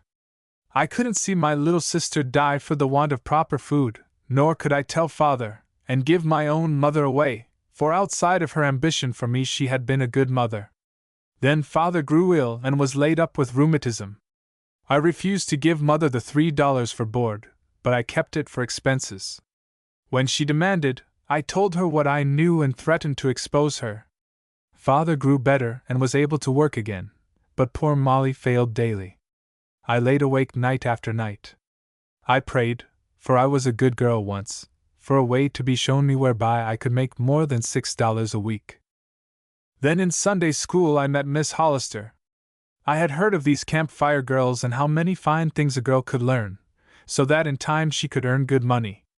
I consulted with Father and he advised me to join, and Mother was delighted, for she saw visions of my being intimate with the swell girls. Here Maddie put her hands on her breast and Ethel ran to the trough for more water. Before we came up here, she continued, I found a doctor who upon seeing Molly said that for $150 he could put her in a home where she would have attention and treatment. She could wear braces, and perhaps in time she might grow to be strong and well. But how was I to get it? Father and I together could hardly pay for our food. One afternoon just before the store closed a lady dropped her purse. I put my foot over it and stood until she had gone off in her auto. Then when no one was looking I picked it up, put it in my bosom, and went home. In the purse I found $40. That was the beginning. After that it came so easy, and Molly enjoyed the fruit that I brought her. But $35 of the money I put in the bank. I took little things from the store and sold them. I pretended that they had been given to me. Then I came up here. Oh, I expected to end in prison. I knew that it couldn't go on forever. But I took a chance. I had now nearly $75. 150, or say 200, would save Molly. I kept on. I took a locket from Edith Overman. She's never missed it. It has a large diamond in the center. She's rich and careless. I took that ring from Nora. I've often thought that Nora suspected me, but she's never given me away. I've taken money from each one of you girls. The only one whom I've not robbed is Miss Kate, God bless her. I wouldn't take a handkerchief from her, she's been so kind to me. The rest have never liked me. You remember since we came here the time I went home and spent 2 days. Well, I went in town and deposited my money and saw that Molly had some comforts in way of food and books. Then when I came back I began taking the jewelry. I have now over $100 in the bank. I had come up here today to find a safe place in some tree where until we went back I could put the 2 rings and locket, as I feared that they might be seen on my neck. When you called and said, "We've seen you, don't hide," I thought that you had discovered that I was a thief and I started to run and fell over the tree trunk. I had been pretty warm while walking up the hill, and I guess you were correct, it was the heat. That's all. She moaned wearily. You may give me up. I knew the time would come, but I had hoped to have had Molly in a home before I was taken. And the girl lay back on the ground shaking with sobs. Ethel and Patty looked at each other. Now see here, said Patty Sands. Ethel and I are not monsters to eat you up, are we, Ethel? No, replied the girl. Mattie, I think we may be able to help Molly. Mattie sat up. What? She gasped. Yes, replied Ethel. You've done this for her. Now we are not going to betray you, and we are going to help you, but first, you must give back everything that you have taken. Do you remember the name of the lady from whom you took the purse? Yes, replied Mattie. I have the purse with her card in it. Very well, return that by mail. Say if you wish that you found it, and regret not sending it before. You needn't sign your name. Then take Nora's ring and put it in her suitcase, after which put Edith's chain in hers. Can you remember the different amounts of money that you have taken from us girls? I took, and she faltered, 5 from you and 5 from Patty. Well, don't try to think now, but go by yourself and if possible remember what you took from each girl and replace it as you are going to replace the jewelry. Whatever you took from the store and sold is a harder matter and you can't recover the goods. No, said Mattie. How much did you get for them? Asked Patty. About $12, replied the girl. You give that to me, said Patty. Mr. McAllister is a great friend of Father's. I will give Father the money and tell him to return it, that it's from a client, an old employee, who to save a human life and under great temptation took the things, and that she wishes to make restitution. He'll never suspect you, nor will he question Father, for Father has rendered him too many services. Mattie grasped her by the hand. Oh, you are too good to me, Miss Sands. However can I pay you and Miss Ethel? Call me Ethel, said the girl. Yes, and me Patty. You are one of us, and we are all sisters. And now, continued Ethel, my Aunt Susan, who lives in Akron, is a philanthropist. I've heard her tell of a cripple's home there. If your sister is unable to pay, she can get her in free. That doctor may slip some of that money he speaks of into his own pocket, and if your sister is under Aunt Susan's wing, she'll see that she gets everything she needs, and she'll have the best of care. You can run down every week or so and see her. I'm sure Aunt Susan would make you welcome overnight. Mattie Hastings fell on the ground at the feet of the two girls. Oh my God! She said. Are you in earnest? And she kissed their hands. Can it be possible that there is about to be made a way for poor Molly? Are my prayers to be answered? And she sobbed while the two girls held her in their arms. Come on now, said Ethel. Let's go home. You're all tired out. We'll put you to bed. Don't worry, Mattie, she whispered. We'll attend to everything. Chapter 29. Mattie starts afresh. Everything was returned as the girls had planned. Mattie went into town, drew out her money, put the $40 in the purse and sent it to its owner, as they had suggested. Oh, my darling, she said to Molly as she hugged her. I have great news for you. Come, Mother, and listen. Then holding each by the hand she related Ethel's proposal. Mrs. Hastings wept tears of joy while little Molly laughed. Are you sure she'll keep her word? Asked Mrs. Hastings. As sure as there's a God in heaven. She's an angel, replied Mattie. They all are. Oh, Mother, I never knew that there could be such kindness in the world. Mattie returned, and Ethel and Patty replaced all of the stolen money in the girls' purses save the $12 that was to be given to Judge Sands for McAllister. The jewelry was more difficult, for there was danger of it rolling out of the bags, so Patty suggested putting the ring in a small box and slipping it in Nora's suitcase, and doing the same with the locket belonging to Edith Overman. The next morning appeared Nora with the ring on her finger, but with never a word. Then rushed out Edith Overman. Do you know, I have found my locket and chain. I was awfully worried for I thought I had lost it. The following day came a reply to Ethel's letter from Aunt Susan. This was the extract pertaining to the home. Yes, my dear, I can get the little girl in the cripple's school free, not home. In this place she'll have the best of medical attendants. I am one of the managers. She will be taught to sew and make lovely things besides having good nourishing food every day. Her sister is welcome to stay with us whenever she cares to come. The little girl will probably come out cured, and it will not cost her a penny. Even her clothes will be furnished. Let me know when to expect them. I enclose your mother's letter. Mattie cried with joy. What is it? The girls asked, and she told them. Judge Sands had seen Mr. McAllister, who took the money without a comment save. Well, Judge, when a thing happens like this it sort of restores one's faith in human nature, doesn't it? And Mattie was a happy girl. Really? Said Ethel to her cousin and Patty. Mattie's eyes have grown wider apart. No, it's because you like her and she seems different to you. Mrs.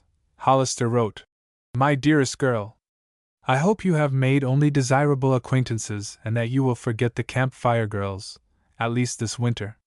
You will be 17 soon and I shall give you a debutante's party. I have saved considerable money during your absence. Ethel didn't answer the letter at once. One day came up the hill the buckboard holding 3 men. The girls saw it from a distance, and there was some excitement. As it drew nearer 3 shouts went up. There was Tom Harper, Uncle John, and Judge Sands. Ethel almost wept on Tom's shoulder, and she was well hugged by Uncle John. That was the day that they had their great campfire dinner, when they soaked the corn for an hour in water before roasting it. Then tying a string to each ear they laid it in the glowing fire and ate it with melted butter and salt. The judge and Uncle John ate 3 ears apiece, besides the potatoes, chicken, and steamed berry pudding made by Patty, his daughter. Say, John and Tom, he said, we'd better come up here and board. No wonder these girls like to get away from town. And Mattie was introduced to the judge by Patty. Papa, she said, this is Mattie Hastings, and when I was ill she sat up the entire night taking care of me and putting fresh flaxseed poultices on my chest. And the judge thanked her so sincerely that she nearly burst into tears. And your father? He asked. How is he? I need a man just like him in my office. I've met him, and Miss Mattie, there's one thing I've always liked about him, he has a face that anyone could trust. I shall go and see him on my return. Then Mattie was not afraid to weep with joy as she clasped the judge's hand and thanked him sincerely. Well, girls, said Uncle John, we'll be looking for you next week, hey? Yes, replied Kate. And Father, I'd like to have Aunt Susan come up before we leave. She'd enjoy it. Oh, yes, fairly shouted Ethel. Do bring her, Tom. Chapter 30 Aunt Susan Comes. So the day Aunt Susan came, everyone was on the qui-vive, and a warmer welcome was never extended to an old lady. She was shown everything. She had a real campfire dinner, and enjoyed it. She took Mattie one side and told her of the wonderful improvement in little Molly, which made Mattie's heart beat high with joy. When she was introduced to Honora, the girl made such quaint remarks that Aunt Susan laughed merrily. Isn't it funny? Said Ethel. That's the only girl in camp that I don't care for. Ethel, replied her aunt, perhaps you don't know her as she really is. Perhaps, responded Ethel slowly, thinking of Mattie. The evening that Aunt Susan stayed, Ethel was advanced from a wood-gatherer to a fire-maker. She stood up in her ceremonial dress with her pretty hair hanging, and bound with a band of beads called her ceremonial band, and she repeated the fire-maker's song. New honors were awarded. They had songs and toasts, one of which was Aunt Susan, after which the girls repeated in unison, burn, fire, burn, flicker, flicker, flame, etc. Then, extinguishing the fire, they retired for the night. The next morning the camp broke up.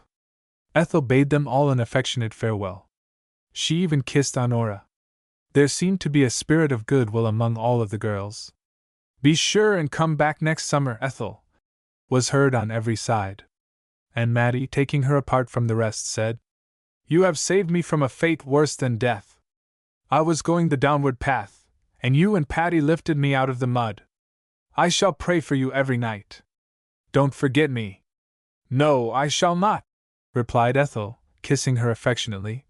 And you promise to go and see little Molly and write me all about her, won't you? Chapter 31. Back to Aunt Susan's. After spending the night at Uncle John's, Aunt Susan and Ethel left for Akron. "Oh, what a lovely summer I've had," said Ethel. "And how much I've learned being a campfire girl, and I owe it all to you, Aunt Susan." The next week Mr. Hollister came to take the girl home, and how he had missed her. They spent the day with Uncle John. He and her father were like boys again. "You must come here next year, Archibald," said John, "and go up to camp and see the way these girls keep house. It's a revelation. What the women are coming to! I don't believe there'll be any room on earth for us men after a while." Ethel's eyes were blinded with tears as she kissed her dear ones goodbye, and Mattie Hastings with Patty Sands came way to Akron to see her off, Mattie bringing the loveliest pincushion made for her by her sister Molly. One night Ethel and Mrs. Hollister had a serious talk. Grandmother made Archibald go and listen at the door, as Bella's voice could be heard throughout the house. When Ethel left her mother she went directly up to her room, but Mrs. Hollister said to Grandmother, "This is your work and your sister's as well. Ethel is a changed girl and refused to obey me. She's going to take up low settlement work and belong to that campfire business this winter, and she almost refuses to go into society at all. But for the fact that some of our best girls are campfires I should positively forbid it. She is not yet of age, and I still have some authority over her, after all my slaving for her and sacrifices. Now she openly defies me." "No, Mama," cried Ethel, coming downstairs and putting her arm around her mother. "I only object to sailing under false colors. All of our life has been sham, and make-believe, and I cannot see Papa growing older and more bent every day, when he should be young-looking and happy. And I know that it's worry over getting the money for me that I may make a show for people to think me wealthy. And when Aunt Susan came here you told everyone that I was to be her heiress. Why, Mama, she is poorer than we are. Every penny of her money was lost 4 years ago, and Tom Harper, her adopted son, supports her. Then there's dear Uncle John. He's nearly 5 years older than Papa and he looks 10 years younger. Why? Because he has nothing to worry him. And when I see the lines and wrinkles coming into your pretty face I think it's all for me, and I've decided to give it up. I shall still go out with the friends who care for me, but they must know me as I am, and next summer I want you to come with me to camp. You are so clever and can teach the girls so much about sewing and dressmaking. Mama dear, let's turn over a new leaf. Let's give up all sham and be happy. Then we can tell who are our true friends, and they'll be all we need." Here Ethel put her arms around her mother, who at once burst into tears, sobbing. "And I wanted you to make a G-good-M match." "Never mind," laughed Ethel. "Who knows? I may marry better than ever. Cheer up, Mama dear." And from that hour the mother and daughter changed places. And Grandmother Hollister whispered to her son, "Behold, a miracle." Transcriber's note: the following 9 pages were bound with How Ethel Hollister Became a Campfire Girl. They constitute a separate story. The Flowers Work. "See, Mother! I've finished my bouquet. Isn't it beautiful? More so, I think, than those made by the florist which he asked $2 for, and this has cost me but 75 cents. Yes, it is very pretty. But dear me, child, I cannot help thinking how illy we can spare so much for such a very useless thing. Almost as much as you can make in a day it has cost. Don't say useless, Mother. It will express to Edward our appreciation of his exertions and their result, and our regards. How he has struggled to obtain a profession! I only wish I could cover the platform with bouquets, baskets, and wreaths tonight, when he receives his diploma. Well, if it will do any good, I shall not mind the expense. But, child, he will know it is from you, and men don't care for such things coming from home folks. Now, if it was from any other young lady, I expect he'd be mightily pleased. Oh, Mother, I don't think so. Edward will think as much of it, coming from his sister-in-law, as from any other girl. And it will please Kate, too. If we do not think enough of him to send him bouquets, who else could? Rest easy, Mother dear, I feel quite sure my bouquet will do much good, answered Annie, putting her bouquet in a glass of water. She left the room to make her simple toilet for the evening. Mrs. Gray had been widowed when her 2 little girls were in their infancy. It had been a hard struggle for the mother to raise her children. Constant toil, privation, and anxiety had worn heavily on her naturally delicate constitution, until she had become a confirmed invalid. But there was no longer a necessity for her toiling. Katie, the elder daughter, was married, and Annie, a loving, devoted girl, could now return the mother's long and loving care. By her needle she obtained a support for herself and mother. Katie's husband held a position under the government, receiving a small compensation, only sufficient for the necessities of the present, and of very uncertain continuance. He was ambitious of doing better than this for himself, as well as his family. So he employed every spare hour in studying medicine, and it was the night that he was to receive his diploma that my little story begins. The exercises of the evening were concluded. Edward Roberts came down the aisle to where his wife and Annie were seated, bearing his flowers, an elegant basket, tastefully arranged, and a beautiful bouquet. But it needed only a quick glance for Annie to see it was not her bouquet. Although the flowers were fragrant and rare, they were not so carefully selected or well chosen. Hers expressed not alone her affection and appreciation, but his energy, perseverance, and success. "Why, where is my bouquet? I do not see it," asked Annie, a look of disappointment on her usually bright face. "Yours? I do not know. Did you send me one?" returned her brother-in-law. "Indeed I did. And such a beauty, too. It is too bad. I suppose it is the result of the stupidity of the young man in whose hands I placed it. I told him plain enough it was for you, and your name, with mine, was on the card," answered Annie, really very much provoked. "Well, do not fret, little sister. I am just as much obliged, and perchance some poor fellow not so fortunate as I may have received it," answered Edward Roberts. "Don't, for pity's sake, let mother know of the mistake, or whatever it is, that has robbed you of your bouquet. She will fret dreadfully about it," said Annie. All that night, until she was lost in sleep, did she constantly repeat, "I wonder who has got it." She had failed to observe on the list of graduates the name of Edgar Roberts, from Ohio, or she might have had an idea into whose hands her bouquet had fallen. Her brother Edward, immediately on hearing Annie's exclamation, thought how the mistake had occurred, and was really glad that it was as it was, for the young man whose name was so nearly like his own was a stranger in the city, and Edward had noticed his receiving one bouquet only, which of course was the missing one, and Annie's. Edgar Roberts sat in his room that night, after his return from the distribution of diplomas, holding in his hand Annie's bouquet, and on the table beside him was a floral dictionary. An expression of gratification was on his pleasant face, and, as again and again his eyes turned from the flowers to seek their interpreter, his lips were wreathed with smiles, and he murmured low, "Annie Gray! Sweet Annie Gray!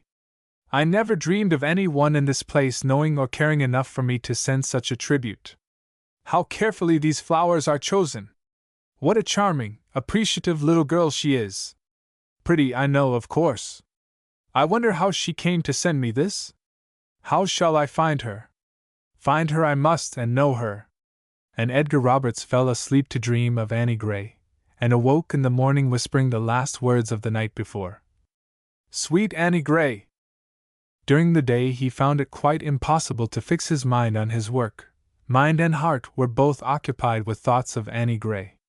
And so it continued to be until Edgar Roberts was really in love with a girl he knew not, nor had ever seen.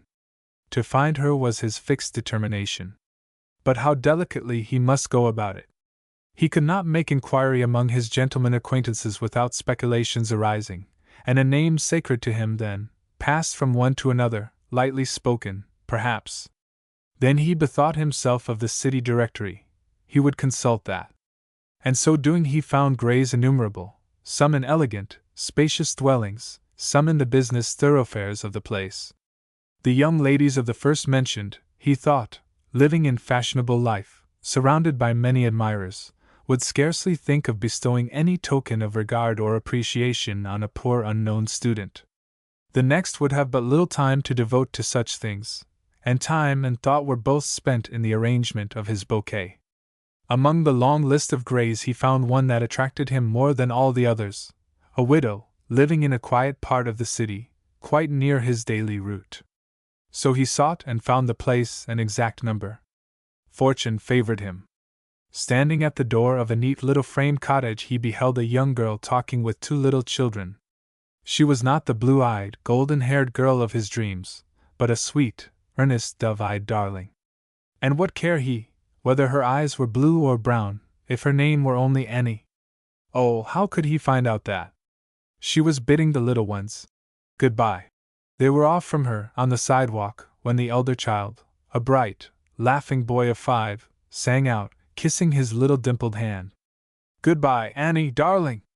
Edgar Roberts felt as if he would like to clasp the little fellow to the heart. He had relieved of all anxiety. No longer a doubt was in his mind. He had found his Annie Gray. From that afternoon, twice every day he passed the cottage of the widow Gray, frequently seeing sweet Annie. This, however, was his only reward.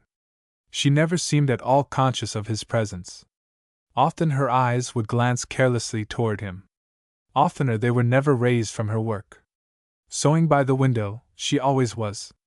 What next? How to proceed on his fixed determination of winning her, if possible? Another bright thought. He felt pretty sure she attended church somewhere, perhaps had a class in the Sabbath school. So the next Sunday morning, at an early hour, he was commanding a view of Annie's home. When the school bells commenced to ring, he grew very anxious. A few moments, and the door opened, and the object of his thoughts stepped forth. How beautiful she looked in her pretty white suit! Now Edgar felt his cause was in the ascendancy. Some distance behind, and on the other side of the street, he followed, ever keeping her in view until he saw her enter a not far distant church. Every Sunday after found him an attentive listener to the Rev. Mr. Ashton, who soon became aware of the presence of the young gentleman so regularly, and apparently so much interested in the services. So the good man sought an opportunity to speak to Edgar, and urge his accepting a charge in the Sabbath school. We can imagine Edgar needed no great urging on that subject, so, frequently, he stood near his Annie. In the library, while selecting books for their pupils, once or twice they had met, and he had handed to her the volume for which her hand was raised. Of course a smile and bow of acknowledgment and thanks rewarded him. Edgar was growing happier, and more confident of final success every week, when an event came which promised a speedy removal of all difficulty in his path. The school was going to have a picnic. Then and there he would certainly have an introduction to Annie, and after spending a whole day with her, he would accompany her home and win the privilege of calling often. The day of the picnic dawned brightly, and the happy party gathered on the deck of the steamer. The first person who met Edgar Roberts' eye was his fellow student, Edward Roberts. Standing beside him were two ladies and some children. When Edgar hastened up to speak to his friend, the ladies turned, and Edward presented, "My wife, my sister, Miss Gray." Edgar Roberts could scarcely suppress an exclamation of joy and surprise. His looks fully expressed how delighted he was. 3 months had he been striving for this, which, if he had only known it, could have been obtained so easily through his friend and her brother. But what was so difficult to win was the more highly prized. What a happy day it was! Annie was all he had believed her, charming in every way. Edgar made a confidant of his friend, told him what Edward well knew before, but was wise enough not to explain the mistake, of his hopes and fears, and won from the prudent brother the promise to help him all he could. Accompanying Annie home that evening, and gaining her permission for him to call again, Edgar lost no time in doing so, and often repeated the call. Perhaps Annie thought him very fast in his wooing, and precipitate in declaring his love, when, after only a fortnight visiting her, he said, "Annie, do you like me well enough, and trust in me sufficiently, to allow me to ask your mother to call me her son?" Either so happy or so surprised was Annie, that she could not speak just then. But roses crowded over her fair face, and she did not try to withdraw the hand he had clasped.